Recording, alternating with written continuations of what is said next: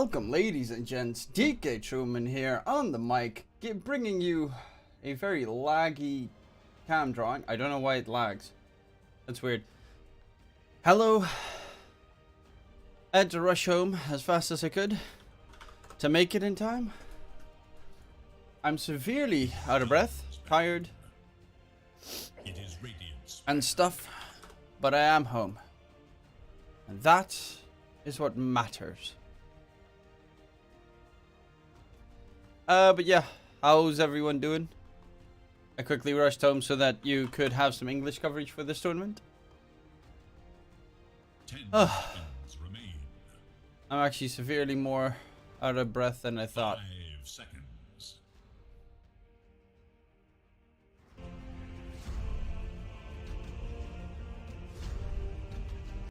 Radiant's My PC is having issues lately. I don't know why. Dire must choose. Clockwork. Huh. Why are my GPU and CPU running so hot? Well, not hot, but like heavily. Okay. Oh, that's beside the point. Let's talk about this match. Ooredoo Thunders versus Luna Gaming. Odds are about 1.3 for 5 seconds. for Luna, with about 3 for Ooredoo, so that means plus 1.5 for Ooredoo would actually be a very viable bet. Depending, of course, you know, if they'll manage to secure it. Ooredoo team that both teams did not manage to make it to DPC, if I'm not mistaken, even though Luna has been looking a lot better in recent form. They have been crushing a lot of other teams out there, so definitely a scary team to try and deal with.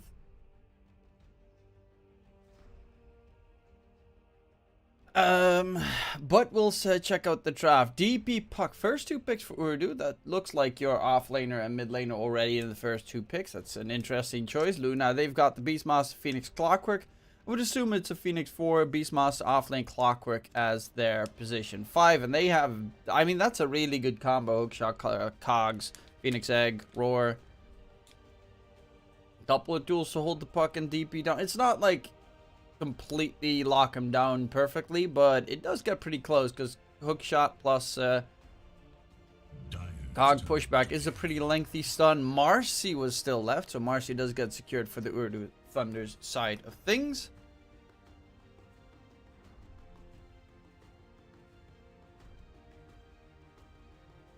Mm.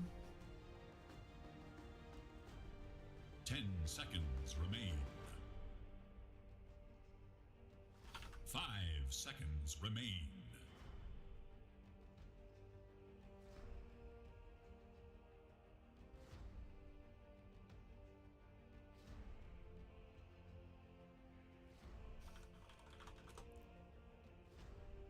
So let's see what they can bring to the table here. Marcy is a pretty solid hero, because with the ulti, she actually gets decent attack speed to take down the Phoenix Egg. Probably going to be a position for Marcy because of that Undying pick, so you're looking at a DP offlane Marcy for Undying 5, and then still a +1 in the safe lane. Undying is pretty okay against the Beastmaster. The plus is you're up against 3 strength heroes, so stealing strength is always a big plus. I was thinking, you know, maybe they'd go like a Timbersaw and then make the DP 5. Because that would also not be too bad against 3 strength heroes. But Undying is another one of those strength core counters. Because you just steal away all the damage of the enemy hero.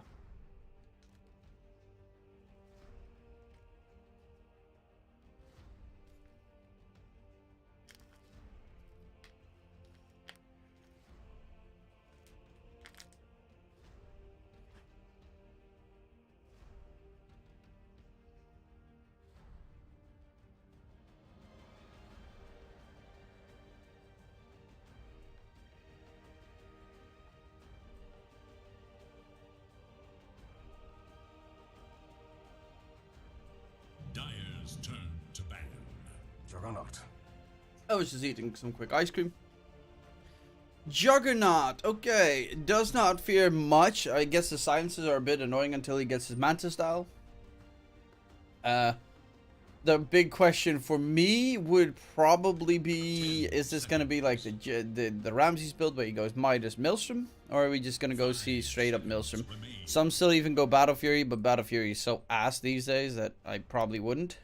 Radiant's turn to ban.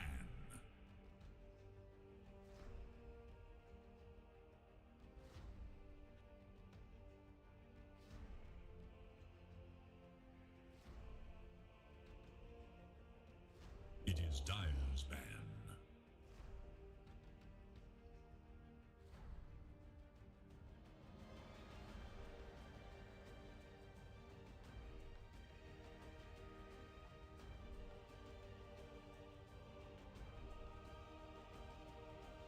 Ten seconds remain. How might this rebalance the fight? 5 seconds remain. It is really hot, so that's why I'm eating a bunch of ice cream. Radiant's turn Oh, ice to cream's ban. delicious.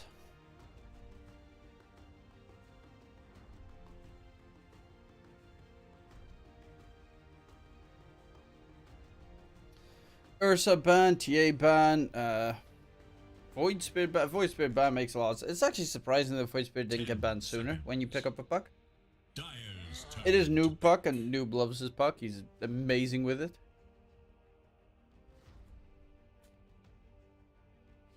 But they're gonna need to have a heavy core that doesn't mind magic damage so much against the Juggernaut.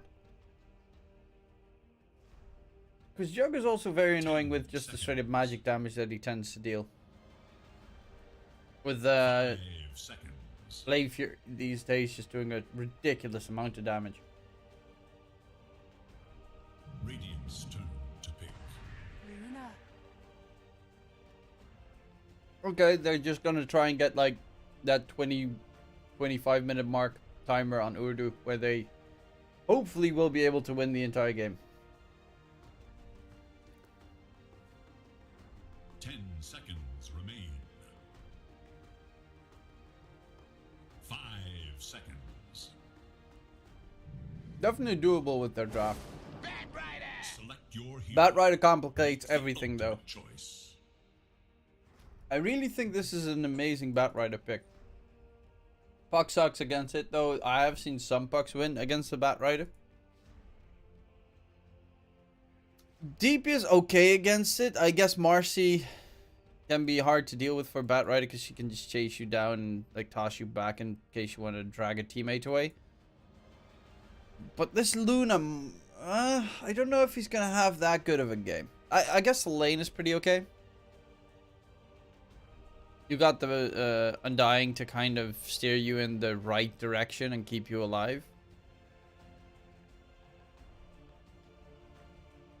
10 seconds remain. It is still a rough one 5 though. seconds remain.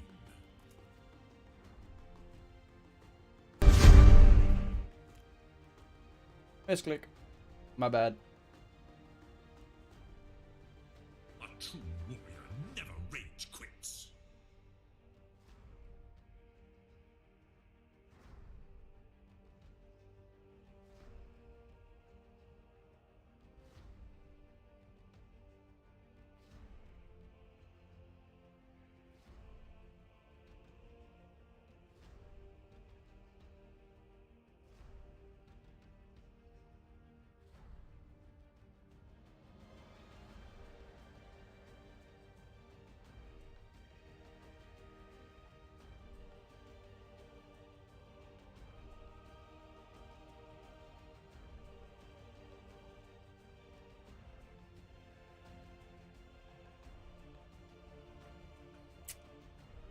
For the odds, I'd probably go with a bet on Luna. I don't think that 1.4 on Urdu.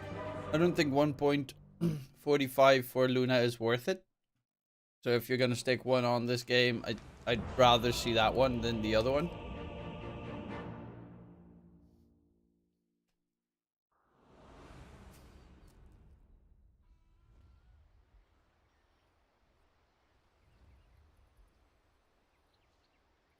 But that's just me. Prepare for battle.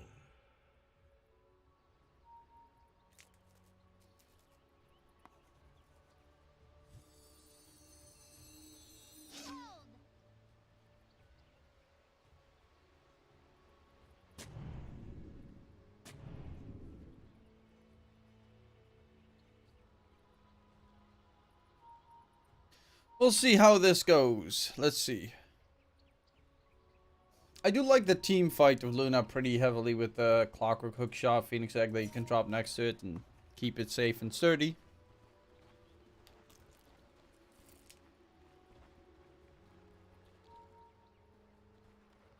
Sickum. 30 seconds to battle. As pressure builds, the stalwart remains true.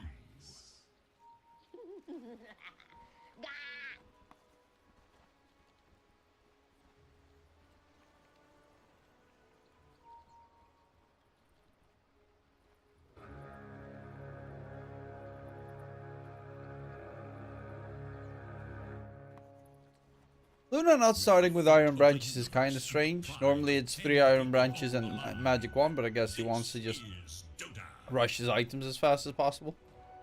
And dying as well, his items are Brown Boots and I guess Sentry Wards earlier? The fuck?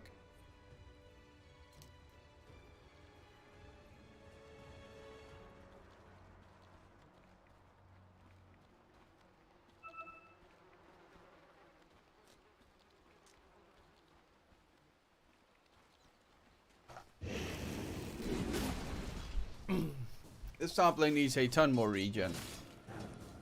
Because they started the laning stage off without any regen. Of course, Undying is still strength and possibly get soul rip if need be. But it's kind of weird that they just don't have any regen at the start of the laning stage top side for Ooredoo.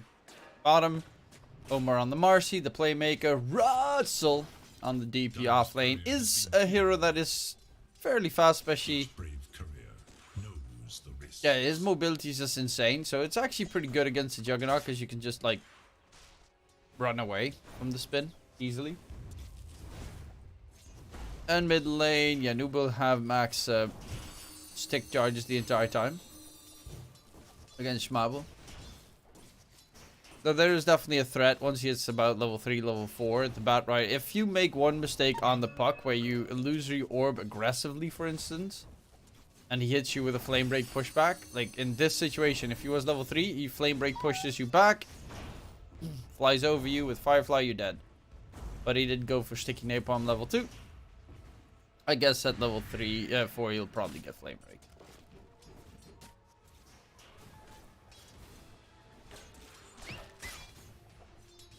All top lane, Undying. He's gonna suicide. Takes a little bit longer because he did steal 20 strength. But yeah, that's the way he runs it right now. Does suicide so he gets a reasonably timed respawn. Actually, to be fair, walking here and dying, I think it's about the same time as just walking back to base. You get 20 extra seconds. I don't really get this. Because if you suicide, you still have to buy the TP scroll. So I don't know why he'd do that instead of just walking back to base. I don't see the merit. Because you get, what, 22 extra seconds of death timer if you die? By neutrals, if I'm not mistaken. So, walking there, then getting hit for like a solid 5 seconds as well. He'd even be there if he did not suicide. And then still have 20 seconds to walk into Fountain and heal up. Tombstone does get dropped, but it very quickly gets taken care of. Supernova, however, taking a lot of damage. Lowy does have Magic Wand charge to get another Lucent Beam, but Supernova used his own Magic Wand, and they're chasing for more. Lowy actually needs to be careful. Icarus Dive comes forward. He's dropping low. It is going to be first blood by Ixen. TSA is still alive. Ixen chasing for more. But yeah, the Luna was so focused on killing off the Beastmaster, he didn't realize that the Phoenix was actually a very squishy hero next to him.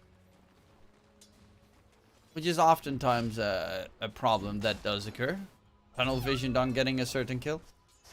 In mid, Noob needs to be careful because there can be a lot of burn coming out in a short amount of time. But actually, Noob getting aggressive here. Okay, nice dodge of the flame break. About 4 stacks of sticky napalm. Gets the silence off. Noob needs to be careful. He's trying to get the aggressive kill onto Schmabel in the meantime.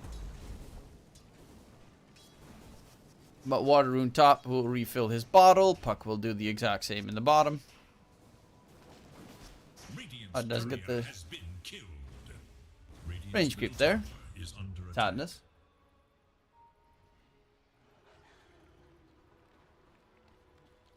I'll get rid of the entire camera.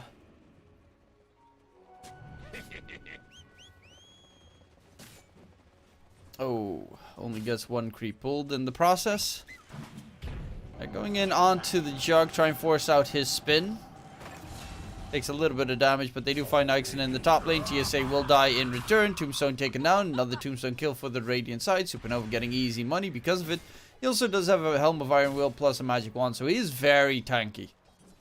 And hard to kill for the Ooredoo Thunder's top lane. Unless you get probably like 12 strength stolen on him, I don't think he dies anymore. Or if he gets hit by a full-blown Eclipse, but you're not going to max level Seduce and Beam, so Eclipse doesn't really do much for you anyway.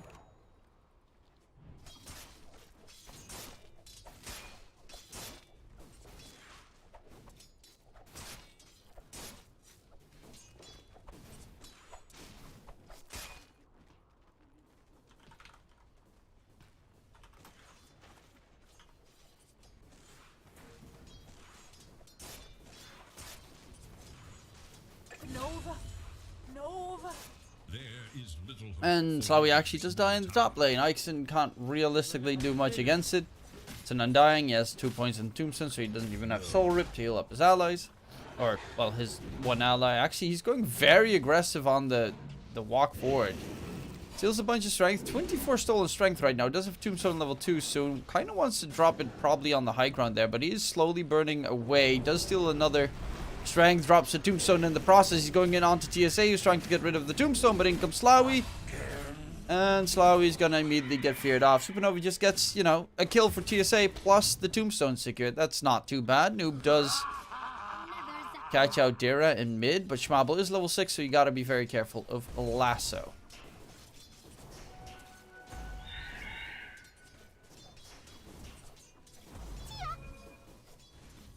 Radiant's courier has been slain in cold blood. Yeah, you gotta run. Gonna get tossed to the side. Chase comes in. TPs as well. No Dream Coil available. Omar is here. Lasso comes into play. Jump up on top. Toss him to the side. Schmabel, Bat Rider is actually gonna be just fine. Or is he? Oh, they get distracted by the creep. And he even has a regen rune to boot.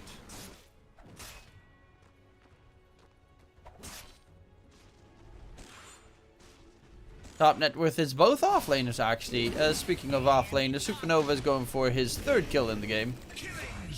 And he's on a killing spree. Helm of the Dominator done. Brown Boots will be up soon. I think he's got, what, 3 Tombstone kills in the process as well. Slawi is just trying to get his Mask of Madness and head to the jungle. TSA is also fairly farmed for a Phoenix Pulse 4. He's almost done. He's almost level 6. That means Phoenix Egg. Teamfight nastiness.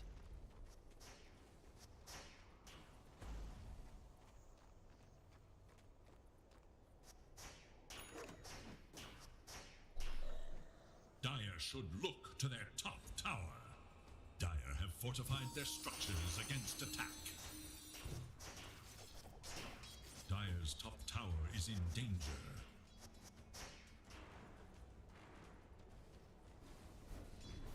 Radiant should look. And the tier 1 tower should be secured by Supernova, who is absolutely having a lovely lane so far. They dive deep, find Slawi in the jungle, and actually do take out the Luna as well. They're just playing really well on Luna with their rotations. Exo used by Russell towards the bottom lane. They don't have a way to interrupt spin TP on the Dire side. So he'll just be able to, well, do exactly that TP towards the top lane where the Beastmaster created a lot of space for him The Radiant glyph is now active. to get some free farm time going. Slawi actually TPing top is surprising to me. I would have expected him to decide to just go bottom. Considering the bottom tier 1 tower just got taken down, that's a... Like, this is a scary area to walk into. Speaking of which, okay, Schmabel, Bat is going to get coiled up. Does have a lasso available, doesn't want to snap the coil. Actually wants to probably get a lasso in. Slawi, Luna is going to die again. Back to back, they find themselves a lot of kills here. Luna, 9-3 at the moment. 3 kills for the Beastmaster, 3 kills for the Phoenix, and 3 kills for the Batrider. And Ooredoo playing slightly less fortunate. Russell didn't have Exo, so couldn't really go for a fight there. Tombstone does get dropped from Ixen. And they are trying to aggress, but the Tombstone, they can't hold them in place without a Dream Coil, so the Tombstone's not as advantageous. Maybe if Omar was just slightly fast, they could have gotten a decent catch. Death tax.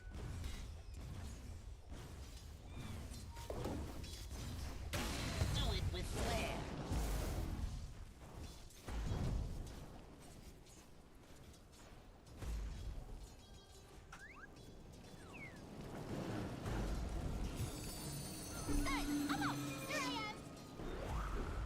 Gotta get Noob out of there. Witchblade on the box. Still gonna be his first item of choice. Batrider has bots, so he's fairly quick. Beastmaster Vlad. So Helm of the Overlord is on his mind. Noob is actually second in net worth, which is kind of surprising. Regeneration. Because it feels like they've just been bombarded in the lane. Russell's going Yule Scepter. I remember Wingblade saying that Yule Scepter on DP is a good item, but it's also an item that that most DPs don't pick up in this meta anymore. I guess it's nice against Omni Slash. And possibly to like dodge the Phoenix Egg and stuff. And interrupting DPs. Which the hero also has. Honestly, the entire lineup has a bit of a problem with.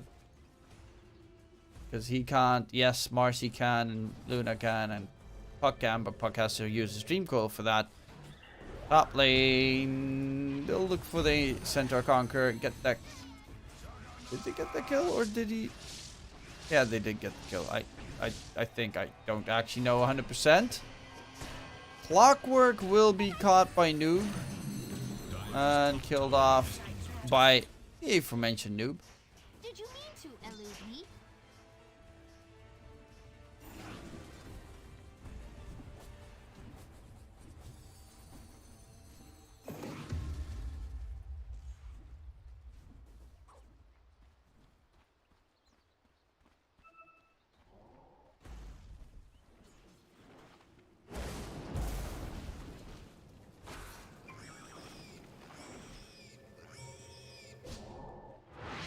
They're looking for the bot. They won't reach him. He is gone out of there.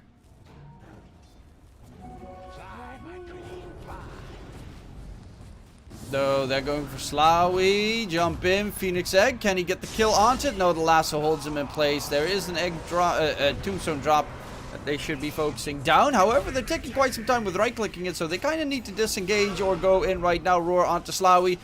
They're still tinkering about in the area. And come on, the Juggernaut is continuing for the tier 1 tower towards mid. Here comes Schmabo, who's going to get Dream Coiled. I don't really get... He didn't have Lasso available. Russell, though, is going to get spinned upon. He's trying to piggy himself out of there, but he will die. Omni Slash onto Ixen. Undying does send it over towards the creeps. Actually, they're going to go in on Juggernaut. He doesn't have a spin. He doesn't have his ulti. And the Juggernaut is slowed down thanks to the Undying's right clicks doing tons of damage. They lose SCL Coma. They're going in for more. Catch themselves the Beastmaster. Supernova would be a very big kill if they can secure it. Actually, TSA needs to be careful himself. They're going to go in on Ixen. Oh, that cog block was perfect from Dira. They might just get a double kill instead. Though TSA, the blade bouncing gets him close to dying, but it's just Slowy doesn't have the damage right yet.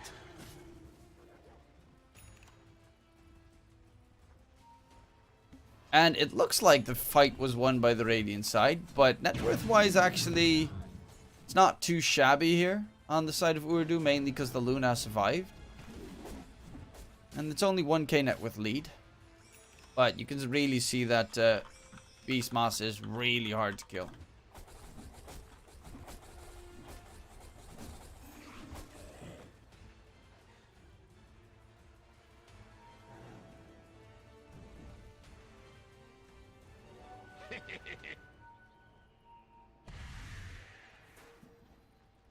Dire structures are fortified.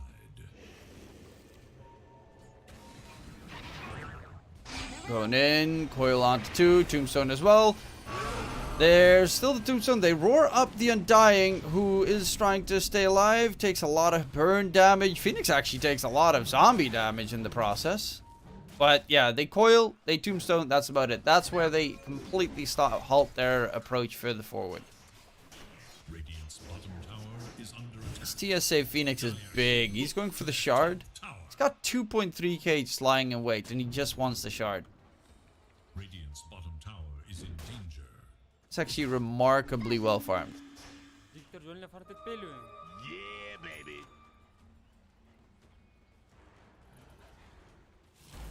Oh, Slawy's gonna get spotted out. And the Luna is again taken down. Fortified their structures against That's the one that they need to have snowball the game for their team. Which is currently not looking as likely.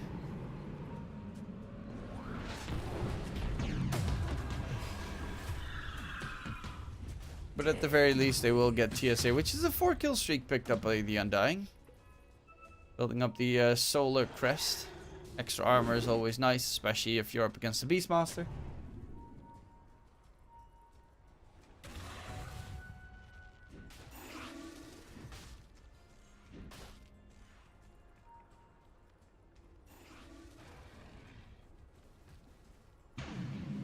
A prize. the dire scan. On the hunt for Slawy to take the Ancient stack. It's a triple, so it's always nice money. Trying to make sure that the Ancients are not counter-warded, and they aren't, but... There's a fool assassin that stuck on the high ground. I guess the bat pushed him up there. And they're just leaving him there like, yeah, sure. Why not? Maybe if he randomly attacks a Radiant hero in the area.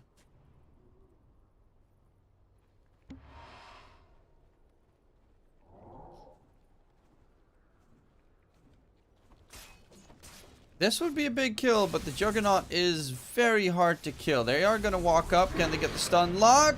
Eclipse comes up on top. SCL Coma. Juggernaut's going for the spin TP. And fails. They do manage to have the damage in the end. Just barely, but very well done. On the side of Ooredoo. That's a huge kill. Keep the Juggernaut low so the Luna can accelerate. Oh, Supernova. He's getting his Helm of the Overlord delivered pretty much right now. Schmabel, no Blink Dagger, is getting close to the BKB. Buck needs to be fairly careful here, though. He's using his Illusory Orb offensively. Dream Coil gets thrown out. The Puck is gonna dodge it. Nice Tombstone placement as well. Supernova stuck. And they will finally take down the 4-kill streak. Beastmaster again. Ixon getting the kill is not the most advantageous. But a kill is a kill. Look at that burn damage. Oh, Noob's just going to burn to a crisp. Omar is in trouble as well. Icarus dive forward. They walk towards the Phoenix Egg. But TSA, what the frick does he have? He's got a shard. That's it. What was that damage? Max level Sunray. Okay. Oh, they will kill off Schmabel in the meantime and the tier 1 tower towards mid, so it's still not the end, but that could have been a massive team fight victory for Ooredoo. Can I get the fight recap? I want to see. Look at that Phoenix damage, though. Holy potatoes. TSA is pretty much an extra core right now.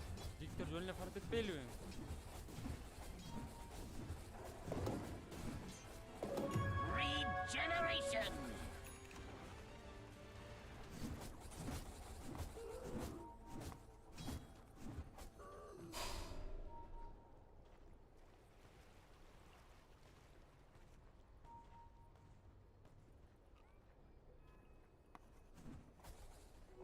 Blessings upon a loyal war. Well, they will go for Roche and get it secured. Not really much that they can do against it on the side of Ooredoo. They do have Luna being top net worth, going for the BKB, which is a must-have item right now. Because you are looking closer to the full-scale fights. Even though BKB is like not really gonna do that much, because Hookshot interrupts DP. Well, Pierce's BKB. Pierce's BKB. Pierce's BKB. Pierce's BKB.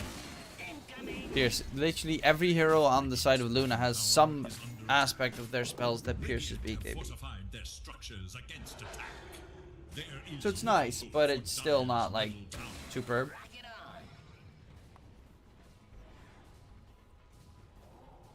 Dire's middle tower is under attack. Dire's middle tower has fallen. Radiant's bottom tower is in danger.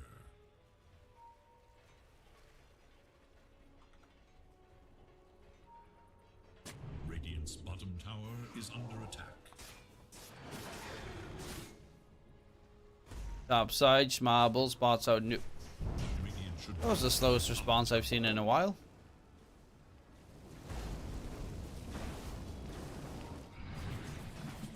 Radiant's Bottom lane, they're coming in from behind. Ikeson does have a tombstone, drops it in the area. They want to go for a fight. They're going to go and break that tombstone while Ikeson's going to be left behind. The rest of his team does get out of the area in the nick of time. Noob Kaya San's next. He's got the Blink plus Witchblade. under attack. And he's just going to quickly push out mid by cutting the creep wave. Bye, bitch. Supernova also has a shard, so you're going to have a lot more hawks flying about.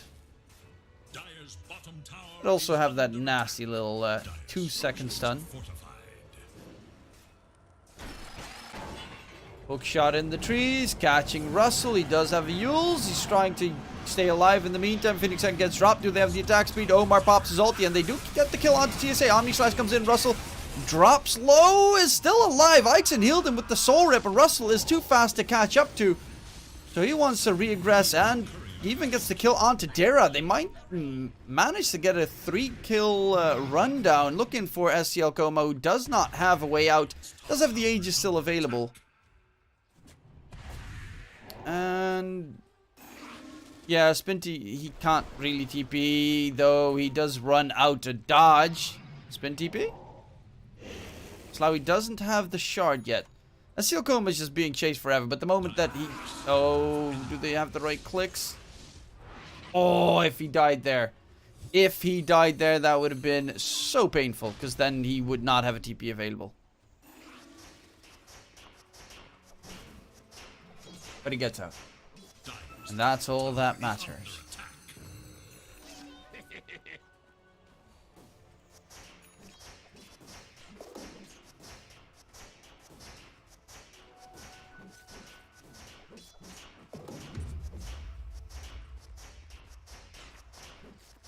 Radiant's bottom tower is under attack. Top side, Omar's gotta be careful, because Schmabble's coming in from the side. Lasso the Marcy. Roar him up as well. They double ultied a Marcy +4. Okay. Invisibility. And they did manage to get a tier 2 tower top, but bottom lane, they got a nice even trade. Slawi is done with the BKB because he can break open the Dragonlance, obviously. Bottom tower is under attack. Russell also has a Lotus Orb, and I think this is a superb Lotus Orb game. Like, insanely good Lotus Orb game. Omni Slash, Roar, Lasso, Phoenix, Dots. So many things that you kind of want to have to get rid of.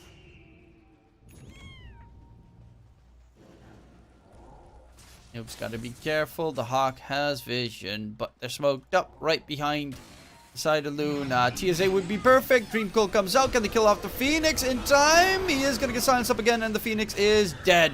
No egg this time around. Supernova as well. They find a very quick double kill. Exorcism was used in the area as well. And because of the double silence, from first the puck and then the DP, there's too much lockdown for this Phoenix to be able to respond.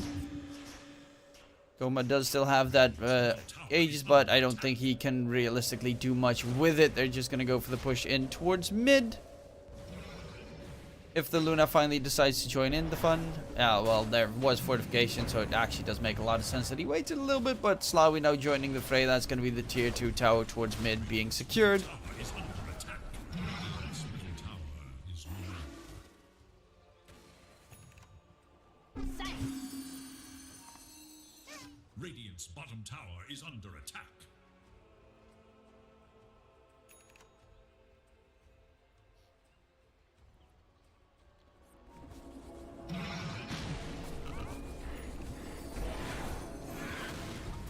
Okay, who won in the previous series? Let's see. Masonic beat Tricked. Okay, that one was as expected. Hog. Dire's bottom tower is under attack.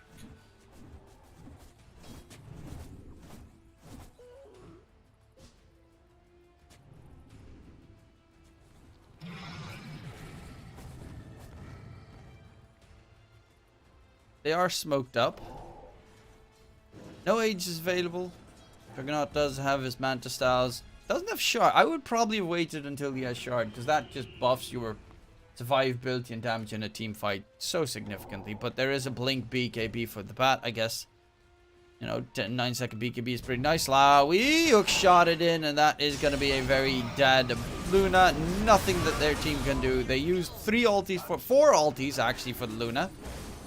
Honestly, if they continue the fight right now, they probably will fucking lose. Because the only ulti that they would have left is the Phoenix Egg. He almost has his axe, granted, but if you're not careful, Luna buy back and you're just gonna get destroyed. And if Dire's bottom tower is under attack.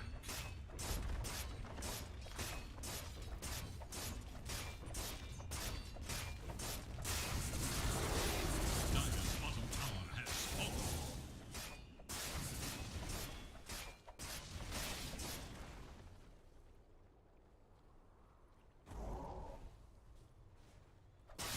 Where? Korea gets himself out of there. Fuck is doing. Noob's doing a good job at split pushing the entire game. Omar's underneath Hawk Vision though. Does need to dip. Radiant's middle tower is under attack. Dire's bottom tower is under attack.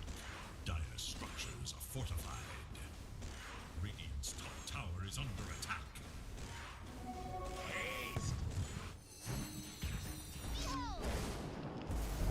Radiant's top tower has fallen. Dire's bottom tower is gone.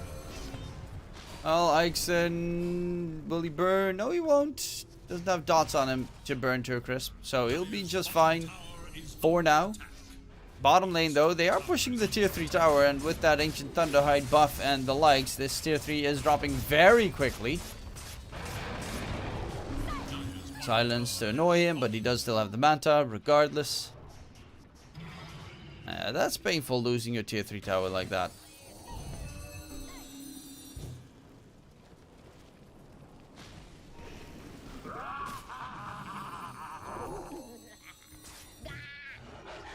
Radiant's top tower is under attack.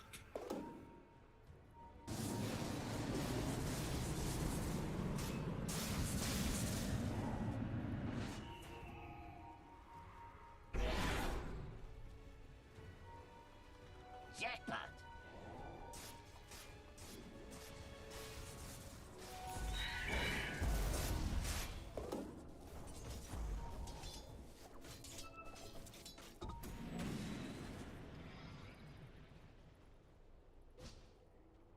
Well, a smoke up from Ooredoo, seeing if they can get a good fight.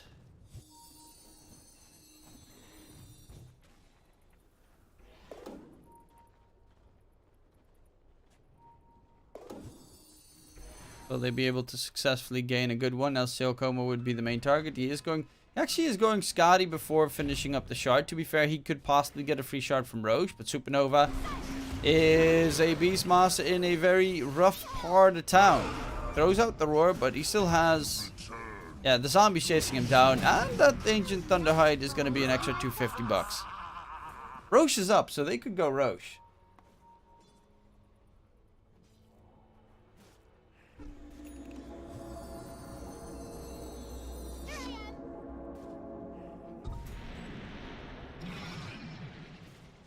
Illusion.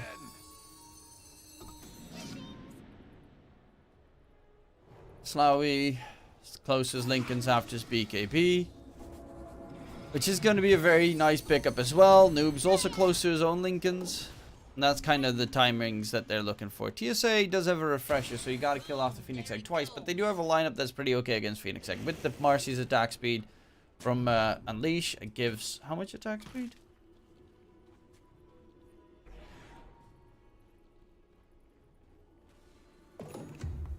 Doesn't say it. Dire are scanning for enemies. Strikes for Fury 4. It's just fast and then sword break and then fast. Oh, Supernova Beastmaster is gonna get caught again. Double silence, still not up with that. He was so close to BKB and then dies twice in a row. And Luna now needs to be careful. They're being hunted. Omar, high ground ward, just spots him crossing further forward. They know exactly where Luna are playing from. They also have a Hawk in the area still. Exorcism used in the pit, but you gotta be fighting around Roche is a dumb idea against the Phoenix. Lasso drag comes through, dragging Russell out. The DP trying to stay alive. Omar does manage to get himself back. Russell is gonna get taken down. Does have a buyback available though. Eclipse has been used. Noob finds the kill onto Dira. Clockwork is dead, but again, buybacks are available for both sides. Probably are going to need to use it. DP doesn't have Exo once he buys back, though. And that is kind of a big issue. They also don't have Tombstone on the side of Ooredoo. They've used everything that they had. Dream Coil is up in 15. No Eclipse. On the opposing side, though, they still have Roar. They still have a second Phoenix Egg. I really think that going for Roche, when you don't necessarily know where your opponents are at, is a very risky thing. Though Noob gets a dominating streak, continues forward. There is a hook shot available. And they're going to go in on Supernova again. The Roar is not going to keep him alive. He is dead and down in the dumps this time around. No buybacks available on both the Luna heroes. TSA trying to go for the TP back to base. Dreamcoil interrupts the TP. Make that another catch coming in. Noob is playing exceptionally well on the puck. And they spot out where Dira is. He's trying to probably interrupt or jump into the pit. However, he's going to get silenced up and Dira is going to be another one down. Ooredoo Thunders looking to take Roshan in their favor. With the Aegis, with the Shard, both probably going to Luna. And there we have it, the Aegis plus Shard. That is a pretty big buff for the Ooredoo Thunder side of things. Making the high ground push pretty solid. But Noob in that fight just single-handedly chased down everyone from that Luna lineup.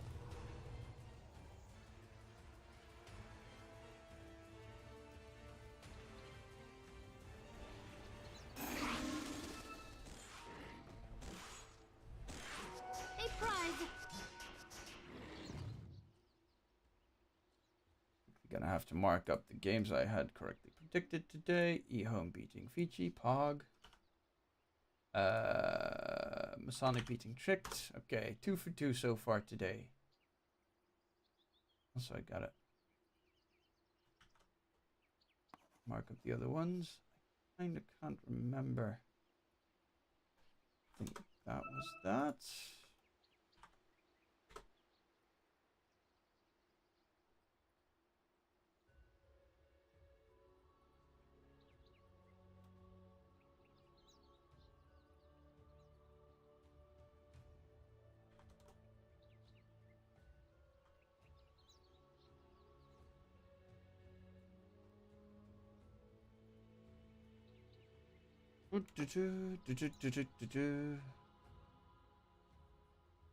There we go.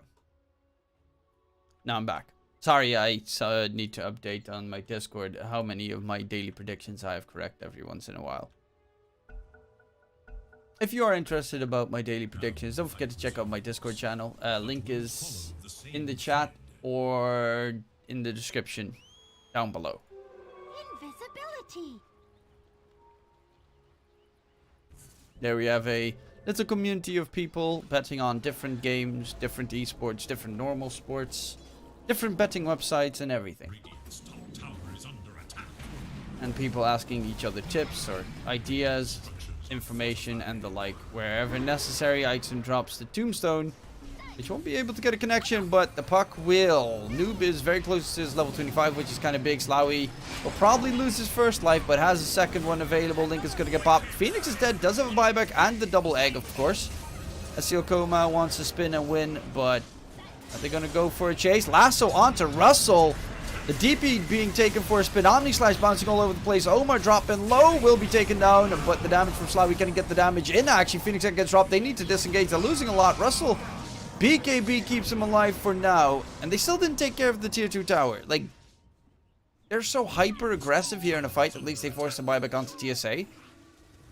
But at least get rid of that tier 2 tower. Noob is level 25 now, so Dream Coil pierces spell immunity. That is actually really, really, really fucking big. Especially against Juggernaut, who does not like it in the slightest.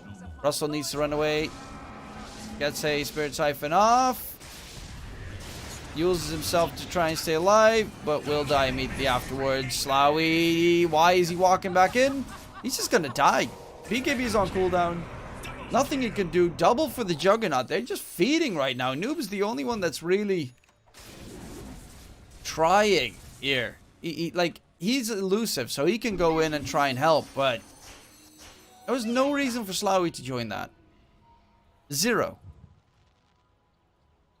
Now Noob does have his Octarine, so he's even a ton more mobile. Doesn't have bots, surprisingly enough, actually.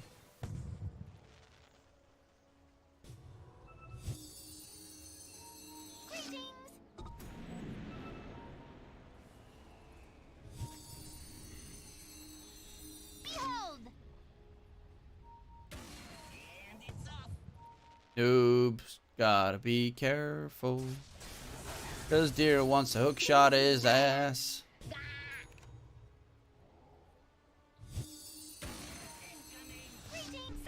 He's chasing for the backlines, actually. Look at the annoying puck just jumping all over the place. Dira's trying to get a hook shot in. They also have a Hawk trying to possibly hit him.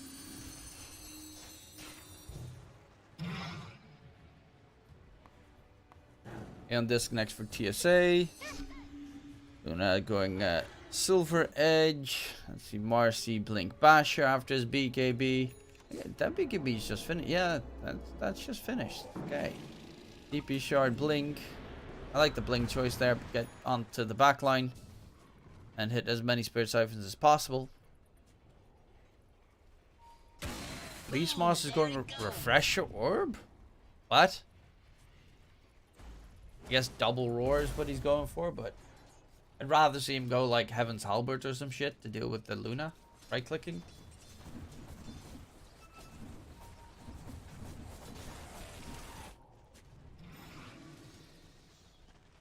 They're buying 3 Refresher Orbs on the Radiant side.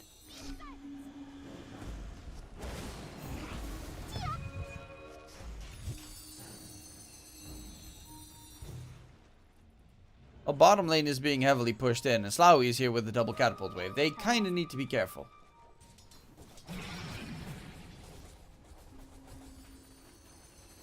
Because if he breaks the tier 3 tower, the racks are gone in like a couple of seconds afterwards.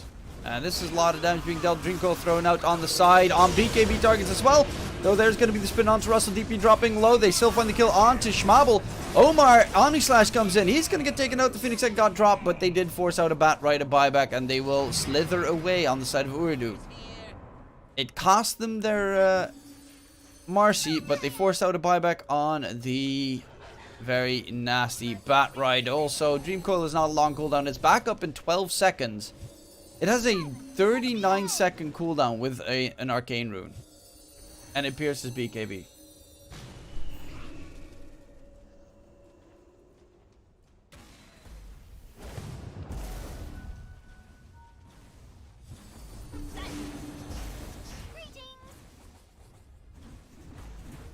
Oh, the Illusions are doing a decent job.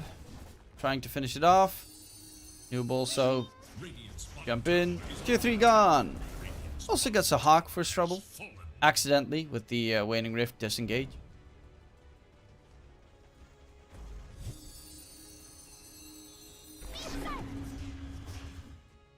And another pause, this time by the Luna side. I actually don't know if the last one was Luna side either. But a pause.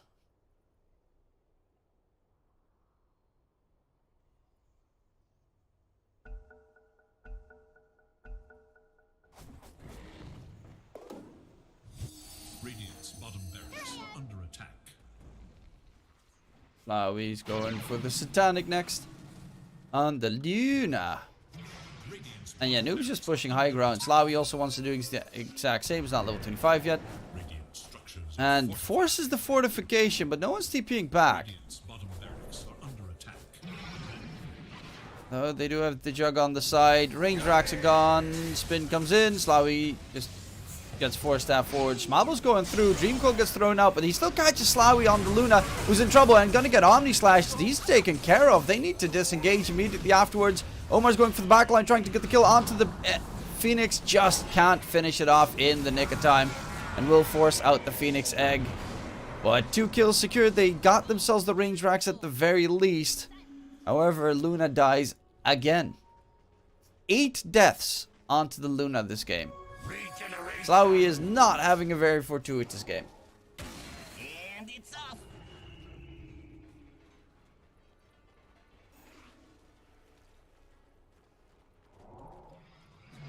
Luckily, Noob is keeping that split push going, but they know they need to gain something out of this. There is TS8 to defend it, but honestly, he can easily get soloed by this puck. Who also gives 0 fucks about a Phoenix. Phoenix has an A on disc and a refresh orb. However, they are looking to hit the high ground. Hey, only God can judge me. Thank you very much for the sub. Very much appreciated.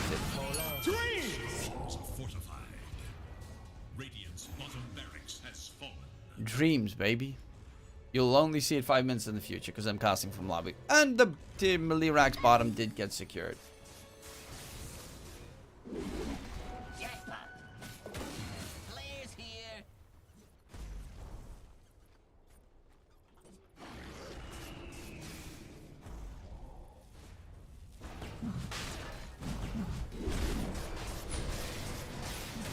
Do it with flair.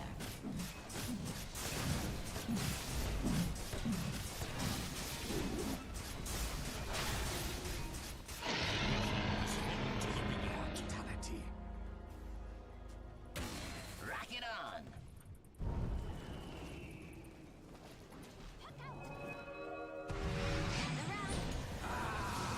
Well, there is going to be a continuation fight. Though no spin available, Ixon just gets blown to smithereens. Phoenix Egg gets dropped in the middle. They have the attack speed. Phoenix Egg is dead, and they're going to look for more. Omni Slash bouncing all over the place. Slawi takes the entire brunt of that on the entire Omni Slash. I don't think anything bounced off of him. SCL Coma is looking for more. The Indus does get popped, and now SCL needs to TP out. Noob does not have a Dreamcoil available, but it is going to be a 4-4-2 trade. Honestly, Slawi's really unfortunate there, because everything hit him on that shenanigan.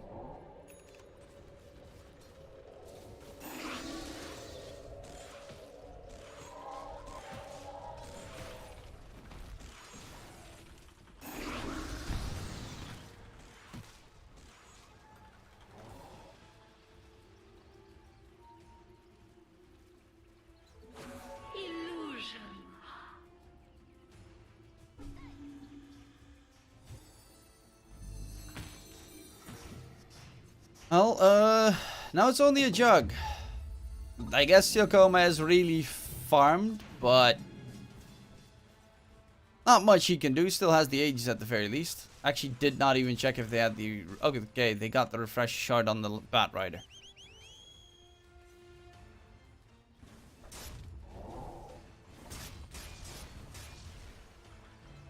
Radiant's top tower is under attack. Death tax. Juggernaut!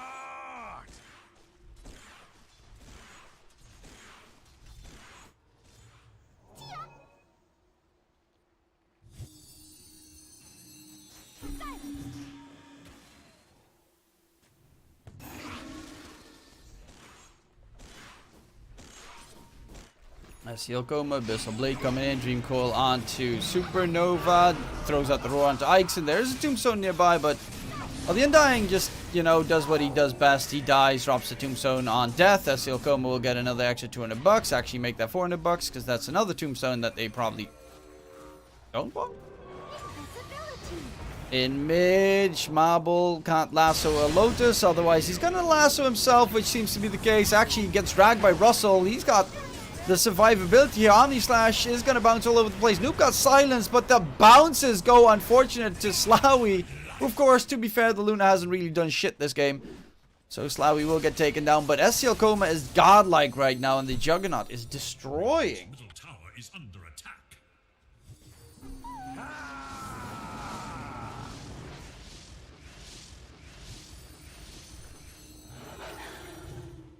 Radiant structures Yeah, this are Juggernaut is pretty huge. Abyssal Blade's also a pretty nice addition. Puck's trying to cut the creep wave. Also trying to help in. They do have a buyback in case it's needed. Bottom lane's being pushed in. Not that it matters too much, but tier 4s might be taking some heat soon enough. Top lane's also being pushed in.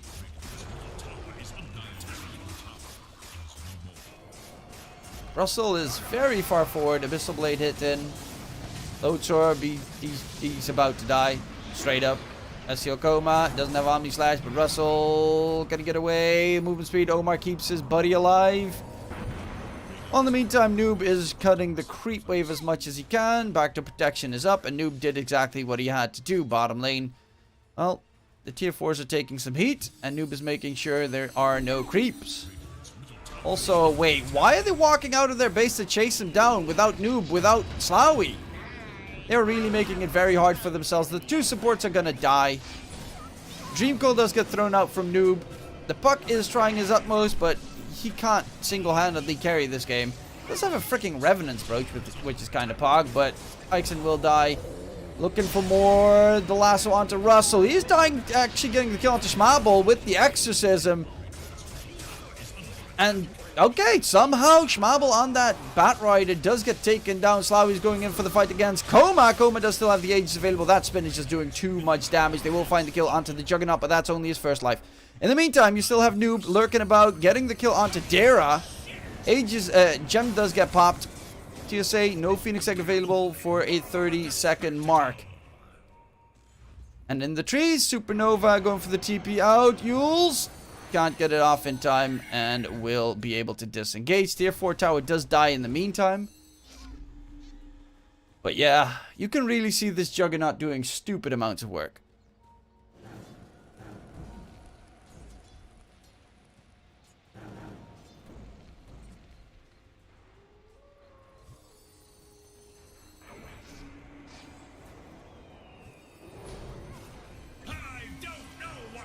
Wait, what the fuck? Did Noob just kill Supernova?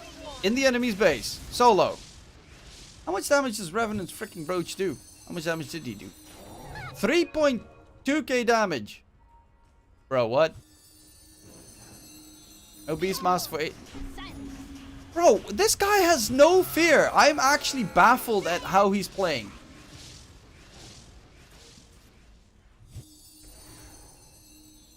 Radiant's top tower is under attack. Radiant's top tower is Radiant's middle tower is Okay, looking for more. Can they get the kill here? Secured. Lasso drag. Bouncing all over the place. Omar's going to get taken down. Omni Slash continues forward. The Phoenix Egg does get dropped. And the Tombstone will be taken down. Oh.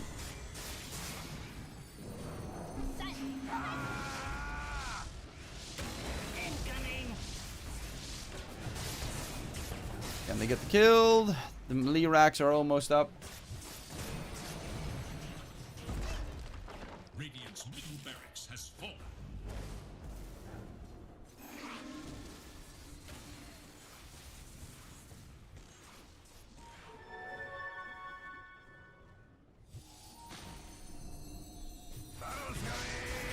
Coma is going to go on Ixon. Nice hook shot on Slawi. Holds down the Luna. He's in a bit of a pickle. Actually turns around. 4 staffs aplenty. Phoenix Egg did get dropped in the meantime. There's no buyback available. The 2 supports of Ooredoo are just constantly permanent dead.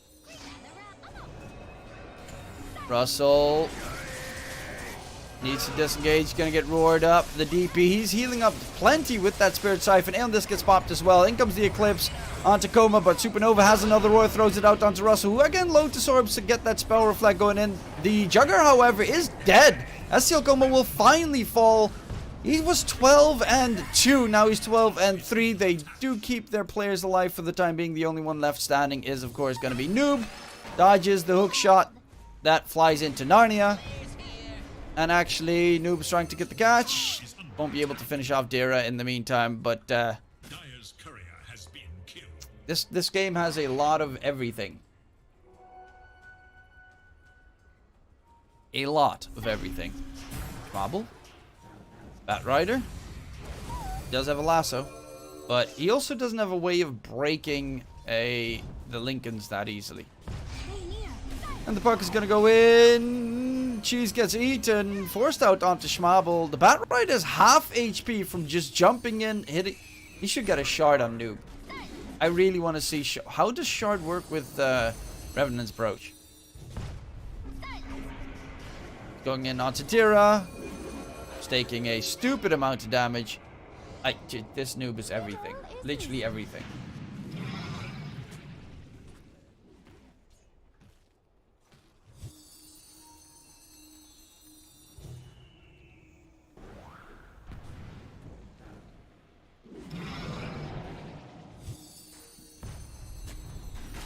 The high ground they go. Hook shot onto Noob. Can they get the kill?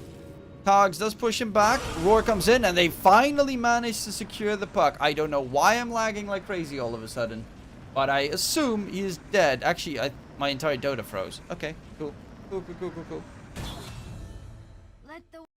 Hello? He just got knocked out for no freaking reason. Luckily, this game is still in beta.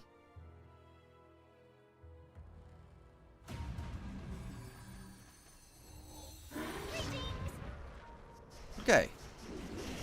What the hell happened in the meantime? They're going in. Buck did buy back to rejoin the fray. Phoenix Egg is a bit of a problem. They're gonna get the right clicks in. Do they kill it off in time? No, they do not. Everyone does get stunned up.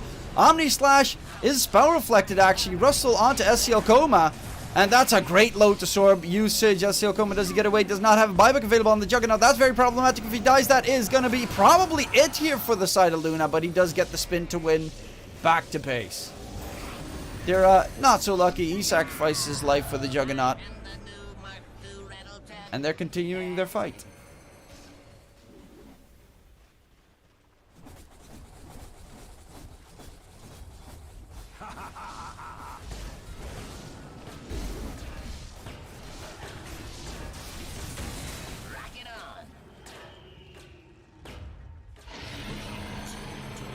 Oh, Roche will be secured in the meantime. Aegis for Noob. They get a free Ags. Who got the free Ags? Luna's got an Ags. He's got the big Eclipse mini stun as well. It's going to blow his load. But the problem is, why would you do that when they have BKB still to be used? Looking for more. Asiel Coma still inside the jump here. Can he get away on that? Juggernaut's going to get tossed back by Omar. And they might finally kill off the Juggernaut. Yes, they do. No buyback. No buyback for Dira either.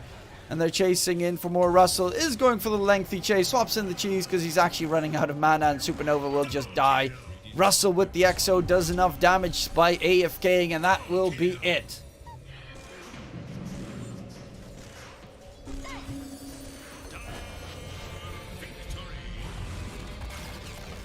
A complete and utter smackdown.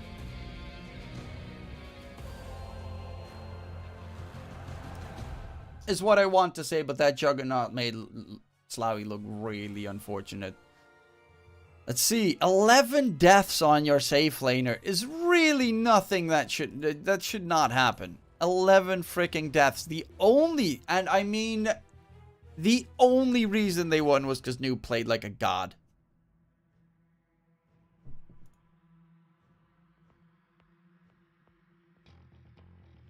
For the rest, it was mighty problematic to make anything work. Hi, chat. I will be going towards, of course, short break. Gotta get everything sorted. We'll be having a co-caster for the next one. So that's going to be fun. It's someone I've never worked with. So, double fun. Hopefully that will be entertaining. We'll be going towards a short little break. We'll see you in a bit. Then we'll be casting together with Baumi and Cats after the break. Bye-bye.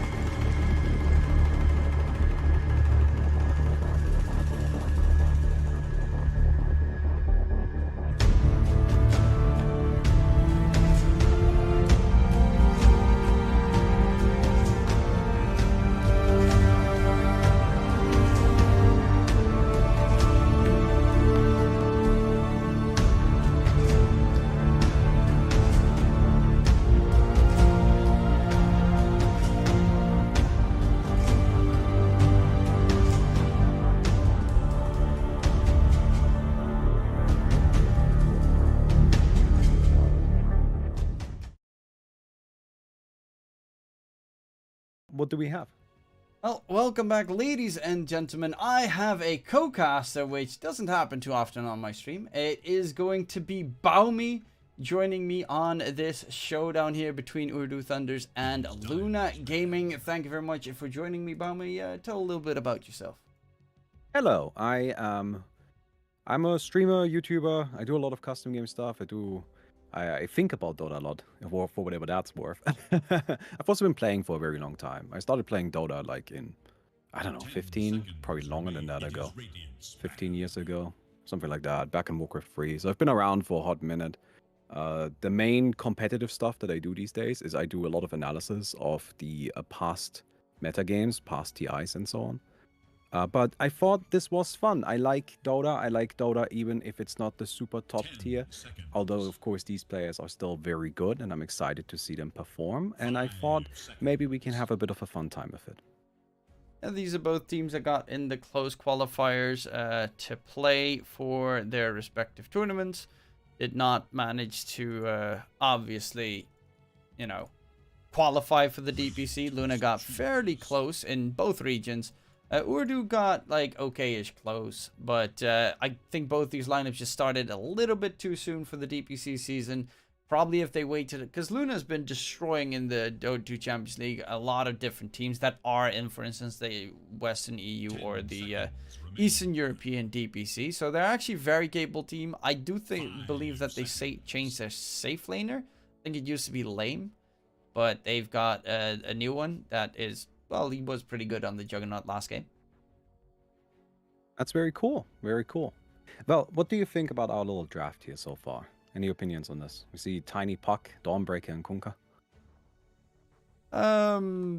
Yeah, it's okay. I guess both sides. Dawnbreaker is the strongest hero in this patch. Arguably, there are a couple of counters, but not the most massive ones. Yeah, the laning stage Dawnbreaker, you barely ever see it lose. The fact that it has a global ulti where she can be on the complete opposite side, kind of like a Spectre, but useful. Mm-hmm. Very hard to deal with, very mobile, very strong, tanky, a lot of damage. It has everything. In late game as well, you can play it as a safe lane core when you get the shard, and like a Deso, you just two-shot enemy cores with the Sunbreaker? I don't remember. Something Breaker, the first spell. All Breaker? No. I'm not entirely sure. Something like that. She is pretty freaking strong, and Kunkka makes it a lot of tankiness on Ooredoo's side. Though, sorry, on Luna Gaming side, though Ooredoo are gonna pick up that Puck again that we saw last game. That was, I knew, played an exceptional Puck. Yeah, I mean, Puck is just an all-around fantastic hero. Do you by any chance know how the Puck ultimate interacts with the Dawnbreaker ultimate? Like, if Puck hits a Dream Coil on the Dawnbreaker, can she then... I don't think you can ulti if you're leashed. Yeah, can you not? No, if Slark, for instance, leashes you, you can't. If you're rooted, you can't ult on Dawnbreaker either. Yeah, okay, that makes sense. I just wasn't entirely sure. Well, I'm looking forward to seeing how the Dawnbreaker performs. You say she's played as like a support, I assume safe lane support there? Or... Well, the hero, it's the most flexible hero in Dota at the moment as well. Okay. It literally gets played in every position in the DPC. Oh. 5, 4, 3, 2, 1. So your guess is as good as mine. I have no idea where it's going to play. I guess that like that's always a sign of a very strong hero, right? I think historically speaking, every time we have a hero that can just do everything, then that hero is going to be picked all the time, because getting the hero early just doesn't give anything away.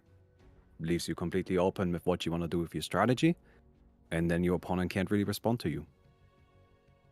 Yeah, that's kind of how Tiny works as well. It doesn't get played as a 5, but it does, you know, some people play it off lane, but for the most part it's 4 mid and occasionally the safe lane. So that's why you get to see those big flex heroes at the start. Crystal Maiden, slightly less so. That's a mid or safe. Unless, mid or 5, unless you're Gunner from Nouns, then you play it mid for some reason. But that's like, only a very specific person does weird shit like that. Regularly or just like a single time? I know, just like single. But the guy plays like everything mid. So he's kind of like the 9 of NA. Well, I mean, with Crystal Main, I think Valve has always made a very conscious effort to keep her away from the mid lane, right? Because she's just like, I don't know, 20 movement speed away from actually being a somewhat viable mid hero. She has less HP than a creep. That already Yeah, says that's enough. also a problem. Yeah, that's true. That's also a bit of a problem. But that's exactly what I mean, right? Like they keep making sure that she can't really do that properly. If they gave her just a bit better stats, her abilities are actually really scary. She actually gets picked a lot lately because she does a lot of damage in the lane. Like a stupid amount of damage. Her lockdown's pretty incredible. The shard, I mean, sorry, that's just- I'm eating right now. Her shard Oh, yeah, makes no the worries. hero absolutely incredible as well in the later game portions of it. But the problem with Crystal Maiden, you kind of need a hero like a Beastmaster on your side, something that gives you vision so that you can position yourself perfectly. Because if you do not get spotted in the trees and you get an ulti off, you can win a team fight single-handedly. Absolutely. I mean, Crystal Maiden's ultimate is one of the most damaging abilities in the entire game. It's incredibly strong. And it also has a lot of upgrades, right? There's talents for it. The Aghanim's makes it quite a bit scarier. Although, admittedly, usually a Maiden wouldn't have enough money for that. Yeah, and you wouldn't even waste a free Ags on the Crystal Maiden, like, ever. Because Yeah. it's like you need Poor- to poor have little someone Maiden. stuck in there for 2 seconds or something and then they get frozen. Yeah, most of people, at the moment that Crystal Maiden gets his Ags, they have 4 staffs. You won't freeze him. Yeah. Yeah, for sure. That's just like one of those things, right? I think the main it's a hero that has incredible potential with the ultimate. And it's always so exciting to see it, but oftentimes it maybe gets shut down a little bit quicker than that.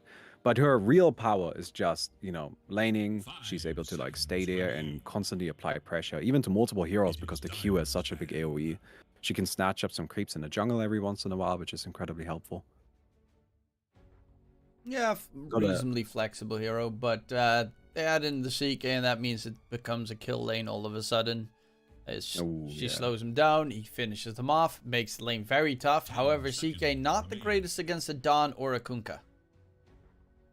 5 seconds. Yeah, that can be a bit of a problem, can it? Well, I suppose maybe you could argue that Chaos Knight is somewhat good against Bane, right? Because Bane is maybe going to have a hard time fighting the real Chaos Knight and can get overwhelmed pretty quickly.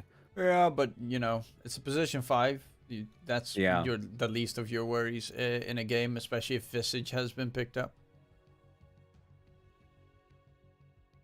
Well, Chaos Knight is also a hero that is, I would argue, like counter-pickable, right? Like I'm sure there is Very a somewhat... easily. Yeah, there's... I mean, probably the position 1 is still open for Luna here, right? That's what I would expect. That is a possibility, but again, Dawn can be safe, Kunkka can be safe, especially considering they pick up CK. Would not be surprising if they put the Dawnbreaker as their safe laner. But they're gonna go Okay, for the Sven, which is another massive counter pick to the CK because you just one-shot the illusions. Right, you kill the illusions, and not only do you kill the illusions, but Sven also gives a lot of armor to his team. So even if you don't kill the illusions, they just don't actually do that much damage anymore. And then add in the heal from the Dawnbreaker, the Visage being also stupidly tanky, and the Kunkka with the run buff. Oh, that's a tanky team. Yeah, CK doesn't really do that much necessarily against the Luna gaming side. They're gonna go Beastmaster last, but I think that this Sven is just gonna be able to farm out of control. Yeah, I think the Sven pick was a really, really smart one. You called the Beastmaster, by the way, kind of, right? You said that Beastmaster is good with Crystal Main. It gives her vision, so she can properly position herself and set up for everything. I feel like the same is kind of true for Chaos Knight as well. Like, Chaos Knight is a hero that wants to overwhelm people, so it's really important that he actually knows where they are so he can chase them down. Yeah, I do think that the Luna gaming, even with those nice additions, I think Beastmaster is a great hero, but I really like Luna's draft a lot more. I don't think they can really hinder the Sven at all in his farming. Like, the offlane is going to be a Beastmaster Tiny versus a Bane Sven. Technically, if the Bane gets tossed back, he's dead. But they also have to kill off a Sven, which is very hard to do. He's just going to get his cleave talent and he's just going to walk in the jungle and farm like crazy. Whereas CK can farm okay-ish. I guess the most important thing for Ooredoo is going to be they just have to win this game by like 20-25 minutes. Otherwise, they're going to get overwhelmed.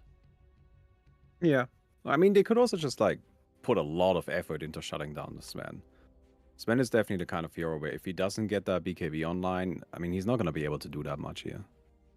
True, but the problem is trying to shut it down. You are up Yeah. against a Kunkka, Dawnbreaker, Visage. Visage can be popping up anywhere on the map. Dawnbreaker, same story. And the Kunkka, you know, a ghost ship torn from the trees is also going to destroy your entire team fight. Absolutely. No, that's why I said, you know, you can put a lot of effort into shutting down the Sven, but it's probably not necessarily worth it, since it's going to be very difficult. I'm also always worried about Bane. I think Bane is such a good hero. He's so strong. So, I'm laning looking- stage-wise, most of the time, true. However, he is playing in a terrible lane. It's honestly not a great Bane game. I guess his save is kind of nice with the Nightmare, but for the most Yeah. part, you know, you're against Not the lineup, you the- can't really get close to them, and that's really, even if you get close, your best Fiend's Grip is going to be the puck, and Prepare yourselves for the main the puck we saw it last game, he's very elusive. Yeah, I mean, that's just Puck by nature, right? That's what he does. And he does it pretty exceptionally. Get a Lincoln Sphere at a decent timing as well.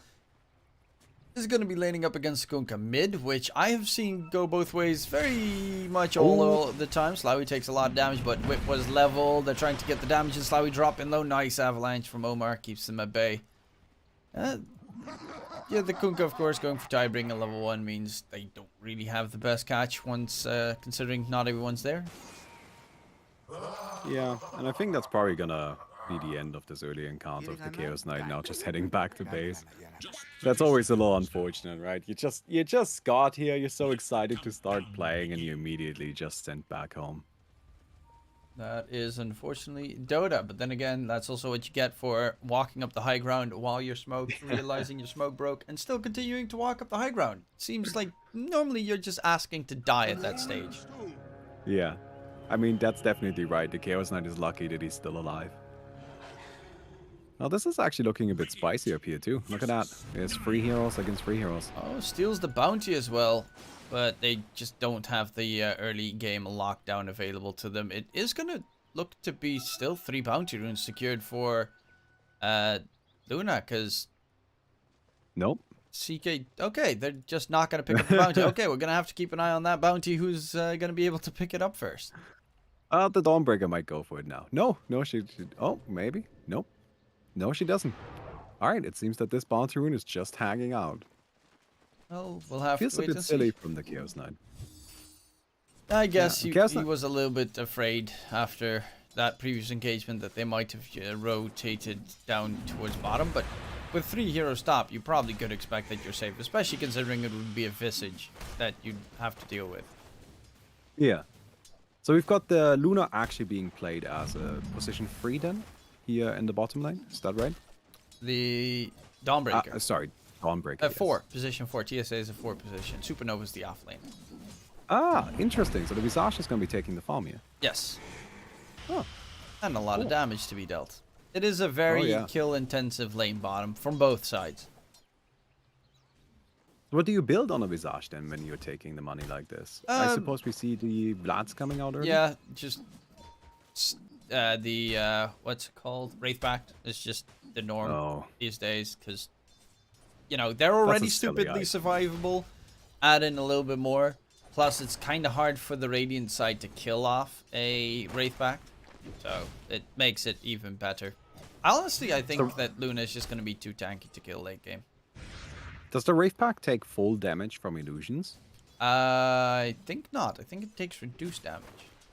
But Chaos Knight's illusions are strong illusions, so I don't know how those count. Yeah, true, but most of the time you don't want to send the illusions to kill off a Wraithback, because that's like, that brief moment is when you should kill someone. Yeah. No, I'm just kind of like thinking through the possibilities here. Oh, full Crystal Maiden. First blood. Yeah, HP like a creep and dies like a creep. Yeah, and honestly, the Soul Assumption, that's just such a silly ability, right? It does 210. only has a 4-second cooldown, even at level 1. Yeah, and 210 damage at level 1, of course. There are some requirements for it, but it's very easy easy to gain those requirements if you have a Dawnbreaker as your side laner. Yeah, that's gonna be the first blood for the Dire side here. And it's not looking so good for this Chaos Knight already. I'm a bit worried there. Yeah. Kunkka seems to be doing well in the mid as well. I mean, about as well as you can expect, I think. It should be just okay. It's not... There is kill potential, but for the most part, they won't really hurt each other that much. Or at all. Yeah, it's definitely just kind of like a harassment here and there kind of lane, but most of the time we'll just focus on the farm. And then we've got top, that's gonna be the Tiny and the Beastmaster going up against each other. There's definitely kill potential, but Sorry. it's very minimal. Going up a bit. Oh. Been a minute since I've done this commentary thing. We've got the Tiny and the Beastmaster going up against the Sven and the Bane. There we go. Although the Sven so far, you know, they're just mostly both teams also staying away from each other here. Yeah, they're not gonna kill each other because Yeah. they just don't lack the damage. There's 3 strength heroes in the top lane and a Bane who also is not gonna die fast whatsoever. And bottom lane, they just continuing, nice stun, but Ixen just gets blown to almost smithereens and he's just loving life here. Even though Visage doesn't have that many creep kills, that's mainly because Visage's auto attack damage is just atrocious. Yeah, he doesn't do that much damage, does he? Poor little fella.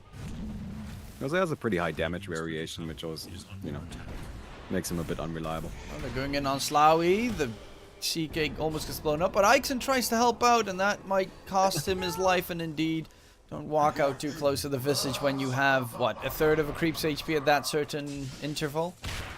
That is so depressing. The Crystal Maiden, she really she didn't get targeted at all. She just kind of passively died to a single spell. Oh, that hero. She is definitely strong, but not in the way that it necessarily feels good. Yeah, it's a situation where, depending on the lane, you can dominate, but if you're up against this much damage, it's very problematic. However, Supernova might just get taken down. He is dragging Sloughy down underneath the tower, but will be taken down regardless. And the kill goes to the Crystal Maiden in the end. Top lane, Dira needs to be careful, and comes Koma, does have that Stormhammer for a 2-man stun. He's going to focus down the Tiny, but at least attempt to. Can he get the kill? One more right click, and that will be the kill secured. Dira walks back in. That's really a support just play right there. Both of the safe lane supports walking in to die after, you know, not doing anything. Not yours. Yeah, they just, you know, they trade a little bit back and forth, and at the end of the day, both the supports go down. That always feels a bit mean, you know. We're just kind of like farming each other's support, but... Well, Beastmaster and the Sven are also actually looking pretty even. Like, overall, this game is, you know, both teams are putting up a good fight. Although I'm a bit worried about this Chaos Knight. I feel like with Chaos Knight, you always have to do quite well to be able to then snowball properly. Well, And Sloughy, as you already said, yeah.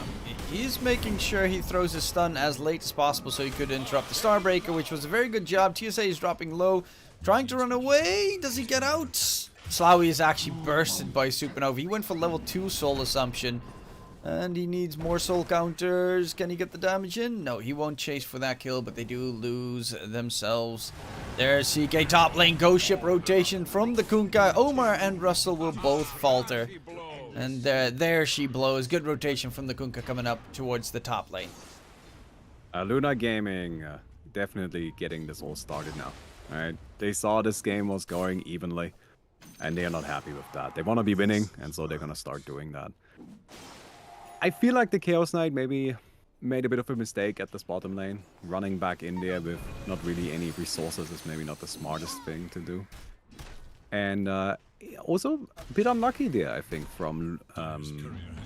sorry, OT. Their name was a little complicated. But from the Radiant side here. Because the Crystal Main, she's also a hero that, you know, like she's got a bit of a damage variation. And the Dawnbreaker actually survived with 5 HP? Something like that. Yeah, but So- you know, that's just skill. This is Pure Dota. skill. There's no luck involved in Dota. That's true. It's what pros say, and then they play PA. Structures are And fortified. you just get bullshit. Radiant should move to their middle tower. I mean, like, it's one of those things, right, where there are lots and lots of tiny instances of luck in Dota, but because there are so many of them, it kind of evens out and you can somewhat ignore it. Yeah, you'd say that, but then there's some games where Faceless Void bashes you 6 times in a row, and you're like, this game makes no sense. This is just, I can't believe that this is even a game. Yeah, that definitely happens. Well, down here we saw that kind of play out a little bit, and very much working out in Luna's favor here.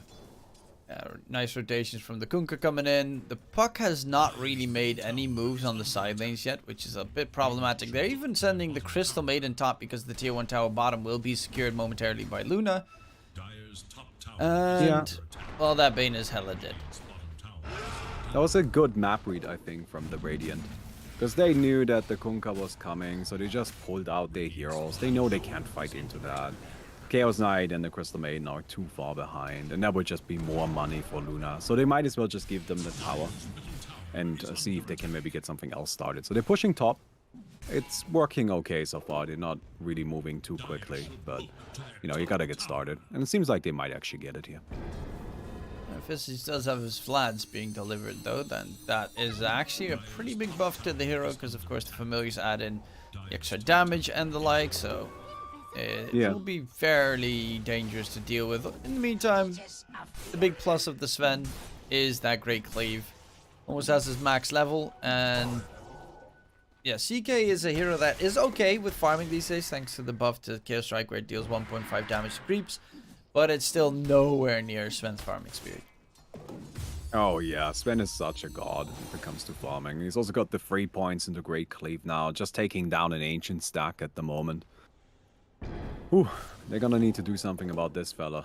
I mean, they managed to take down the top tower at least, but right now I don't think Sven cares too much. I know he should be able to accelerate his farm significantly. Omar in the trees will be spotted out. X mark ghost ship. 100% dead, especially because the Visage Familiars come in for good fun. And Supernova gets that kill. He is very close to finishing up the Wraith back on the Visage. Top lane, though, they catch the Dawn. Does have his ulti, but can't really get the cost off. He's even going to go aggressively to try and deal as much damage as possible. But, I mean, you lose a position for Dawn. It's not that problematic at all for Luna. Yeah, that doesn't make a big difference. Now, about this Visage really quick. No boots. How do you feel about that?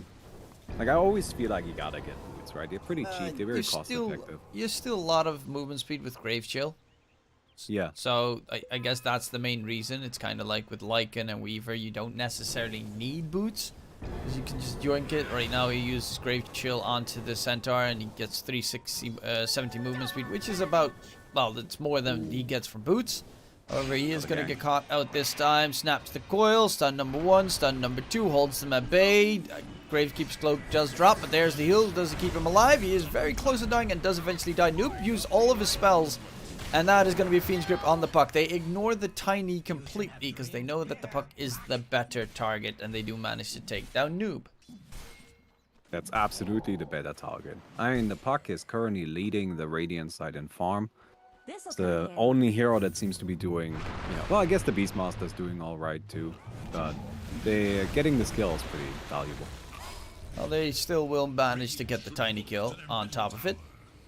Oh. Schmabel's trying to get the whip, and he does get the whip. He was really trying his best to get a good lineup on that whip. I mean, could have just stuck around and, punched him in the face, but it gotta style a little bit sometimes. Yeah, gotta get more value from that one whip, of course, with the creep wave added in. Funka's just gonna go BKB rush. They do have a BKB piercing stun, of course, with the Primal Roar, but for the most part, pretty good BKB game this time around.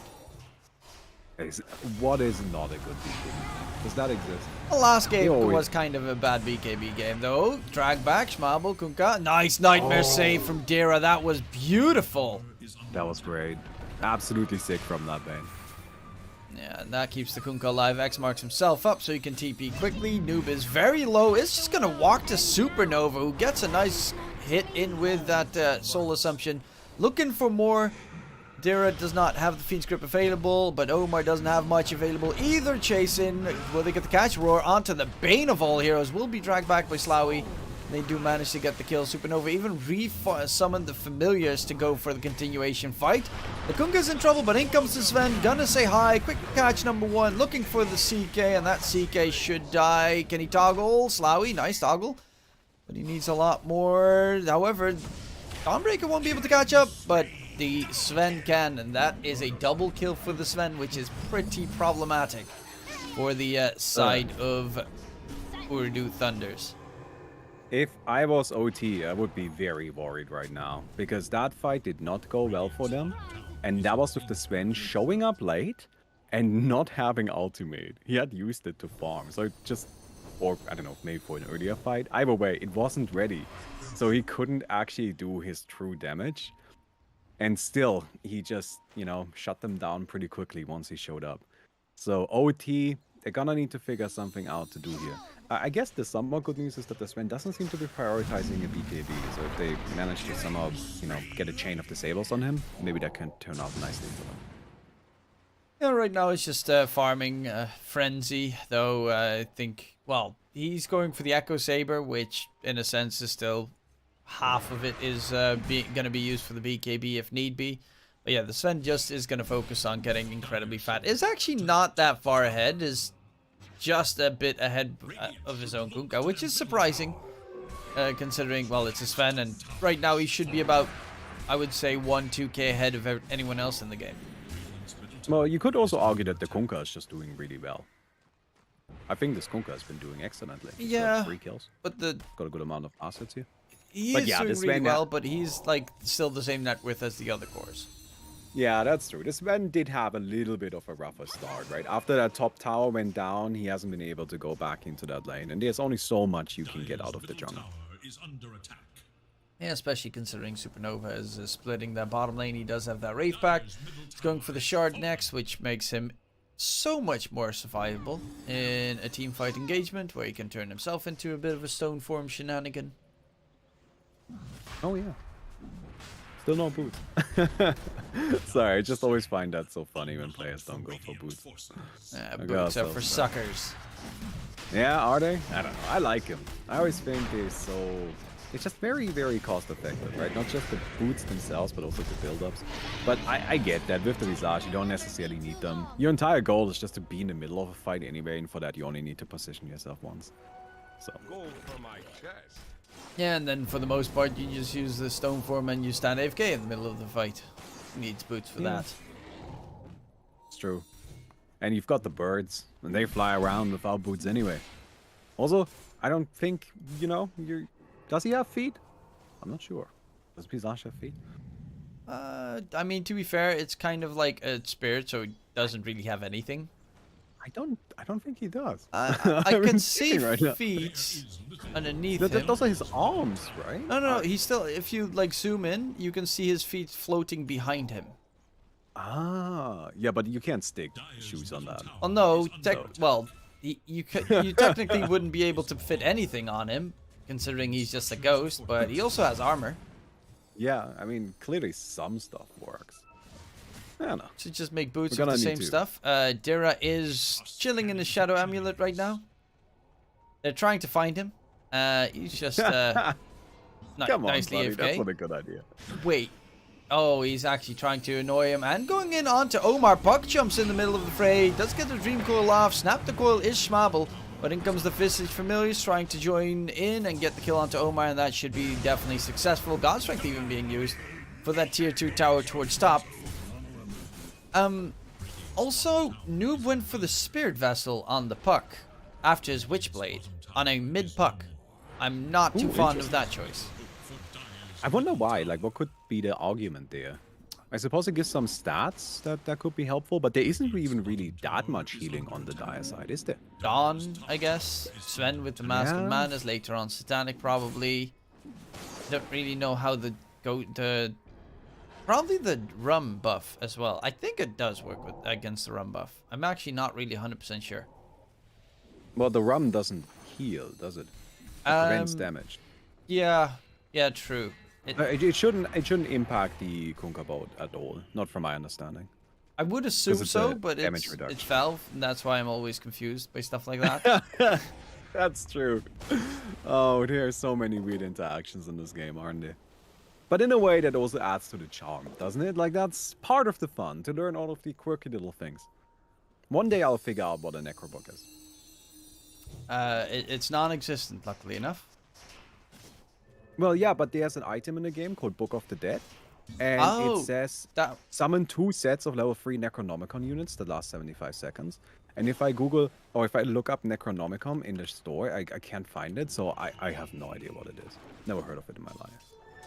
Well, yeah, that is one of the things that also make no sense. Hopefully, you know, next patch they'll remove it. Oh, that's a bad ulti.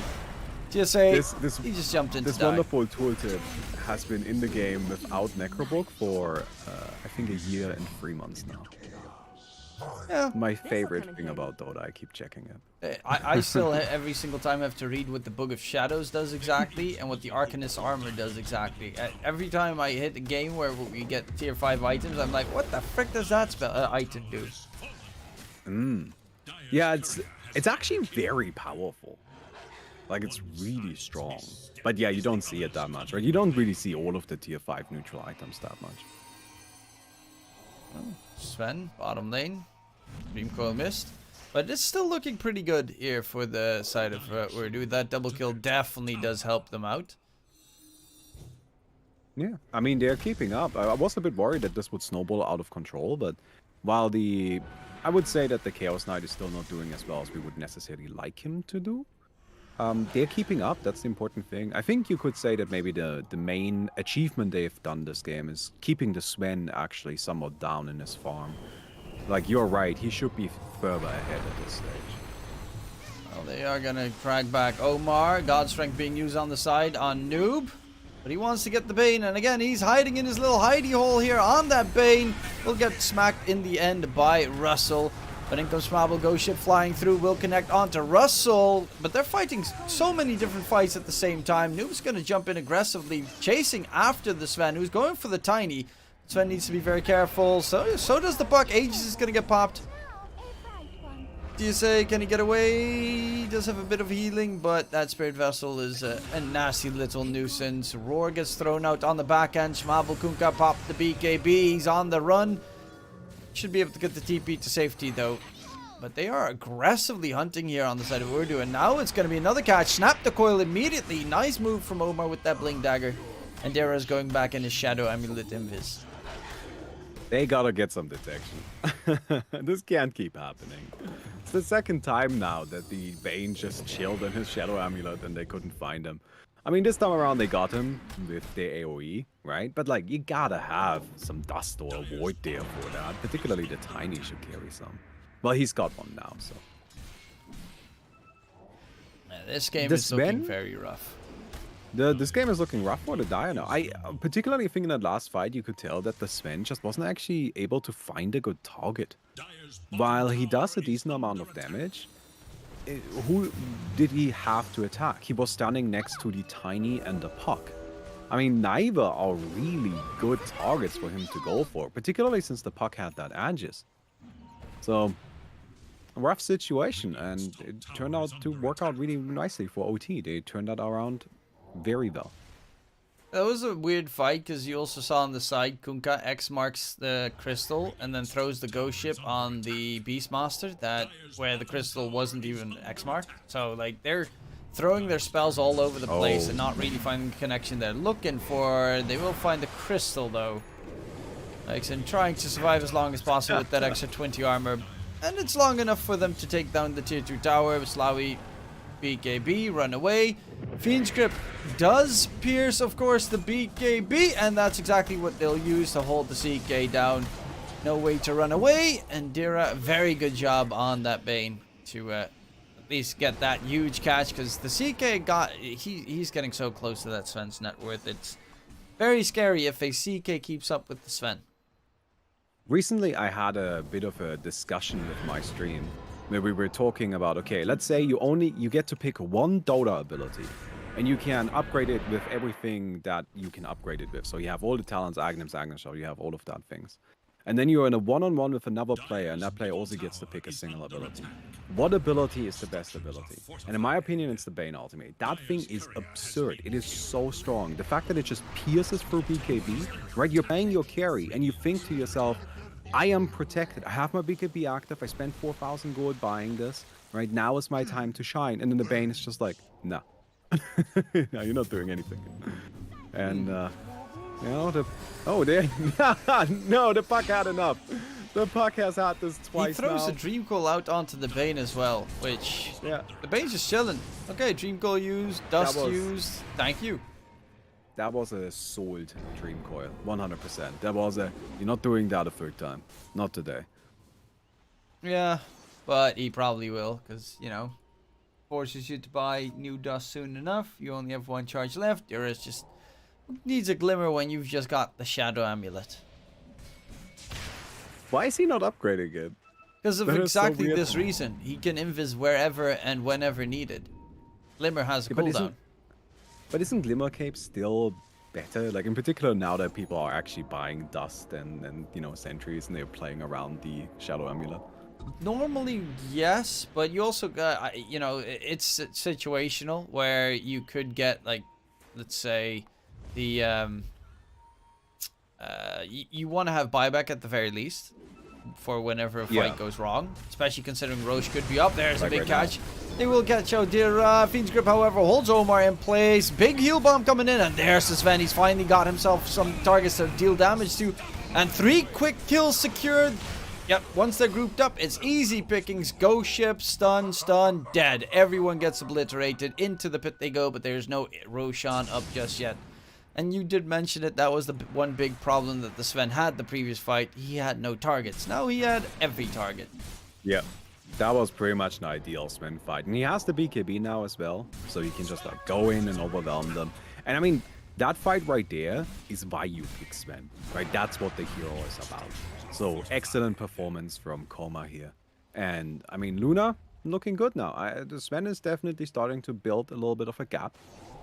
So, you know, maybe they are looking to apply some more pressure soon. Although it seems they want to just go back to farming. They definitely do need to keep an eye on Roche, though. It is up. It is pretty important that you do not give a free Roche with the shard to the CK, because that CK shard is stupidly good. Hmm. Oh, Sven. If you get the shard on the Dire, who do you give it to? Probably Sven. Extra armor passively is always a nice plus. However, he is going to get taken down, and that is a 6 kill streak picked up by the Tiny. Yep, that is painful. They're trying to run away. Maybe you could give it to the Gunka, because Tidal Wave's also not too shabby. Yeah, that's a fun ability. It's particularly, I think, it should be alright against like the Chaos Knight when he teleports in and just shove all of the illusions away. You go away, come on. What you trying to do here? But it seems they're gonna get this Roshana. I mean, with Sven and Bane down, I don't know what Luna can do if they don't buy back. And the timing window for that is pretty much already out. Yeah, there's not really a chance they scan it, but you know, it's a scan for, oh, that we want to know for sure if they're going to pick up the Aegis Plus shard, and indeed they do. So we're back to even Stevens right now between the two sides. Well, slightly advantageous for Ooredoo, of course, thanks to the fact that the CK does have that Aegis. Sven, yeah, once he gets that Daedalus, though, that you could argue maybe he should go Silver Edge, but once he gets that Daedalus, he will be absolutely tearing them apart. Schmabel is going to get stunned up. Ghost Ship connects onto Slawi, but there's no way that this Kunkka survives. And he'll just be cracked into oblivion. They're playing a little bit too freeform here on Luna. They're just walking around on their main cores without a thought in their mind. And Silver Edge isn't going to keep you alive because thanks to Dara, everyone's carrying Dust. It definitely feels like the Radiant are the much more proactive team. Luna is just responding to what's happening to them, while the Radiant, while OT is actually proactively looking for fights. Even that fight that Luna won a second ago, that was initiated by OT. OT was looking to take that fight, it just didn't work out for them. So I think you're right. Like, it seems like Luna is just kind of stumbling around a little bit and a little unsure on how to actually like approach this game going forward. And now OT, I mean, if they push quickly, they might even be able to force a buyback, but it doesn't seem like they want to do that. So, but they have an edges. I expect some sort of aggression soon. Yeah. Chaos Knight Problem are is almost high past ground that. pushing is like really hard for them because they don't have a building hitter in their lineup. A Beastmaster is probably your best bet with his creeps, but they just die in like half a second from a Sven. Yeah. I mean, if the Tiny had a bit more money, maybe him, but... That's a position for Tiny. Yeah. He takes forever to... He hits once every 2.7 seconds. That's true, he's got 63 attack speed. Oh, Omar. Picks up a tree, yeah, it's just... He doesn't attack anything whatsoever. Oh, he's trying. Okay. Don't be so harsh on him. He's a big old tree. It's mostly here just to throw rocks at people, okay? He's a simple man. Strength views, noob, Fiend Script, and that is a big kill, but it did cost them Fiend Script and God Strength. And without God Strength, they could wait, of course, until the puck is back. God Strength, no. They'll just...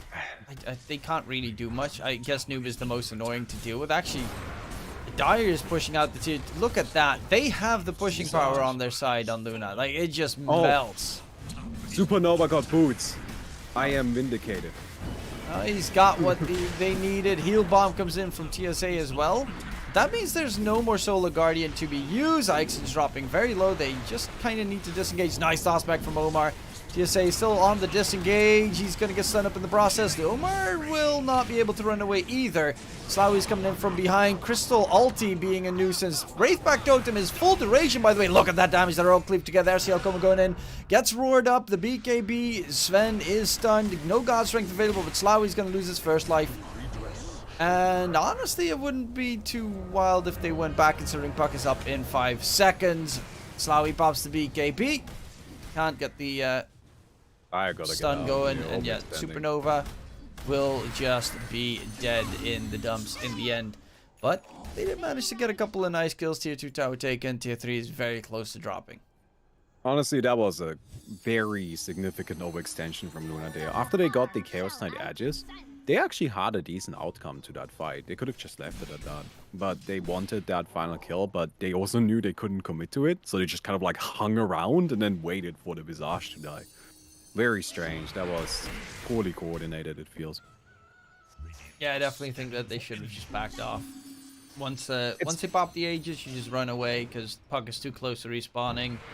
In that case, Seek didn't even pop his BKB previously, so you should have had that information as well on the Luna side. And then you kind of can't kill him without a Fiend Script. Generally speaking, I think this is always a big distinguishing factor between, like, you know, a good team and a top team. Somebody who can really make strong calls and commit to them. Right, in that last fight, it really felt like Luna just weren't quite sure what to do because they didn't have somebody just saying, do this right now. Whether that be go in or go out. But you have to make a decision. Well, and honestly, this is where I feel like OT is actually doing pretty well. They seem pretty unified in their approach to the game. Whenever they are going in on something, they're going in on a team. And it always feels like they're coordinated. While they are, you know, while the execution may not be flawless, I'm not trying to say that. I do like that at least it feels like they are putting in that coordinated effort and they have a clear idea as to what they're trying to do. And I mean, the Chaos Knight is now looking really good. He is top farmer. This is a bit of a dangerous position to be in. You are up against Eul Scepters. Luckily enough, they didn't use it that early, but there's a chance, of course, when Kunkka walked out previously with the X mark on himself. If he gets Eul's up there, he's in a tough spot. They're walking up the high ground. Ixon on the side. Will they be able to get the kill onto the Maiden? Should be possible. Yeah, easy pickup coming through. The kill for Coma. And he's very close to finishing up that Daedalus, but probably should keep some buyback money available. Dire's middle tower is under attack. Daedalus on the Sven. They built Daedalus again. For a little while, it was all Bloodborne all the time, wasn't it? Mm-hmm. Yeah, Daedalus a bit better these days. I guess against the Chaos Knight, you're just looking to maximize the damage. Wow, yeah, that's the hero. He just got killed in, like, no time. Like, actually no time. He just got blown up on the Sven. Yeah, that's Chaos Knight for you, right? Like that's his entire job. The hero does insane amounts of burst damage. Fiend's Grip onto the Beastmaster. He used his roar already. They do get Dira. Buyback from the Sven coming in to rejoin the fray. Omar's going to be chased on one end. Do have Slawi getting the BKB TP out of there. Omar gets the blink into the... Actually, jumps to the other side of the river, and they will guess incorrectly where he might be lurking about. Omar gets the TP to safety, and it forced out a Sven buyback. That's looking very rough now for the side of Luna. That's a huge deal. I mean, getting the buyback, even... Oh, like, no. Oh. He does have a Can it BKB. not do it? Nah, BKB keeps him No alive, way, but... right? Now BKB is going to be on cooldown for 80 seconds. On the Sven, without a buyback. Yeah, I mean, honestly, if they go now... Well, I guess the Beastmaster's dead. But if they go as soon as the Beastmaster is alive again, they might be able to actually just get a Rax off of it. The Sven is just not looking that good. Although Paladin Sword is pretty lucky pickup. Yeah, he actually gives it away. Wants to stick with Quicksilver Amulet, attack speed, movement speed increase. I don't mind it too much. So, it's kind of a hard thing to choose. Yeah. I mean, I see the argument for both sides, right? Like, I don't know. It's like 7% movement speed that much. Yeah, 16% lifesteal's pretty good. It also amps up the other lifesteal, so it increases the Mask of Madness, increases the Vladimir's bonus. Slawi pops the BKB, Schmabel as well. TSA did use his ulti. Does have the... That's an Ags ulti, by the way. Oh, very good. Now that's a scary ability. And honestly, that's going to be something that Chaos Knight has really very little to deal with, right? Yeah, 60% evasion during a massive heal. Is pretty tough. Ixen in trouble. Actually, Supernova's the one getting gone on. Jira on the Bane won't be able to get a Fiend's Grip off this time. Toss back as well. Nice two-man stun coming out from Omar. BKB used. SCL Coma just needs to run away. He's going in for Omar, seeing if he can get the kill onto the Tiny on the side. While his team is playing Distraction Gaming, Dira will buy back, TP in, and try and hide in his Shadow Amulet, but eventually will die. While Supernova still, he's playing the biggest distraction of his life on the Visage, eventually does die. They lost to Sven in the meantime, and it is being it's Luna Gaming just getting crushed in this engagement. Up the high ground, nuke chase, and the GG gets called. Ooredoo Thunder's win game number 2, and 2-0 Luna. That is... Well, it's not an unreasonable GG, but it still feels like slightly early, right? But I guess Luna just had enough. And admittedly, I don't know what they can do against that Chaos Knight. That last fight was an absolute disaster. So, I mean, congratulations to OT. They did really well. Yeah, they definitely did really well.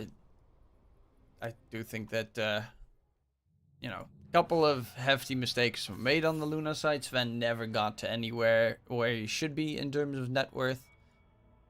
Losing to your own Kunkka is already a very big problem going forward, and they just got crushed in those later team fights, especially the moment he died bottom lane by like 3 hits from the CK. That was kind of it. That showed you exactly how far ahead that CK was. Oh, for sure, for sure. And in that last fight, I mean, Luna invested so many resources into getting that Visage going. And Visage got initiated on by the Chaos Knight and just went into Stone form. But that consequently meant that he couldn't have any impact on the fight, right? So Chaos Knight just ran over the rest of the team. Hey, at the end of the day, OT played better, and they took it. So nicely done. Yeah, they definitely did look pretty good, Ooredoo Thunders. Team that has had its struggles in the past. They're now 3-0 in Group A. Yeah. So no problems for them to make it towards the playoffs at the very least. I'm quickly looking at the rest of the schedule for today. And I might do the third best of 3, but I'm not going to do the second one because it's 2 teams that I like really do not care about covering. That's all right. Thank you very much for having me on. I think I'll be going then, right? If you are looking for somebody else to join you again, feel free to send me a message. I'm around all day. Yeah, I'll give you. I'll send you a message if I will be covering the next series in the evening. Thank you very much for joining me. For the people that do not know, I was joined today by Baumi, a other Twitch streamer, and I think YouTube streamer. I have no idea what you do on YouTube. I make YouTube videos. That's really my main thing. I mostly make YouTube videos. I stream as well, but my stream is kind of a disaster. Like everyone's. Yeah, I know. Yeah. I know the feeling. Yeah, you know the feeling. All right. Thank you very much for having me, and I hope you have a good day. Yeah. All right, I'll see you around. See you around.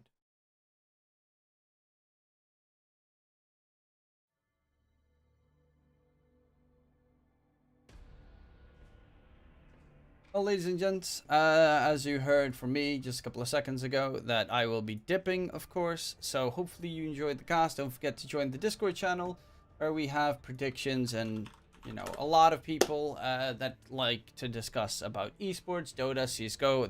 Dota and CSGO are my two favorites. We throw out predictions that we have for certain games, tournaments, and the like. We also have competitions. Today there's a competition ending where we are giving away, let's see, 2015, or was it 20? I think it's 25, 15, and 10. At least we're giving away about 50 euros worth of money in competitions where players that are in the Discord, they join and throw their predictions on certain matches or certain tournaments on who's going to be in what position, and then, you know, we give away a nice competition. There's no entry limits or anything. It's just for good fun to see who's the best at predicting esports in my Discord. So don't forget to check it out. And in case I don't see you, good afternoon, good evening, and good night. It was a very fun blast to see you, especially considering DPC ended. And see you guys next time. Peace.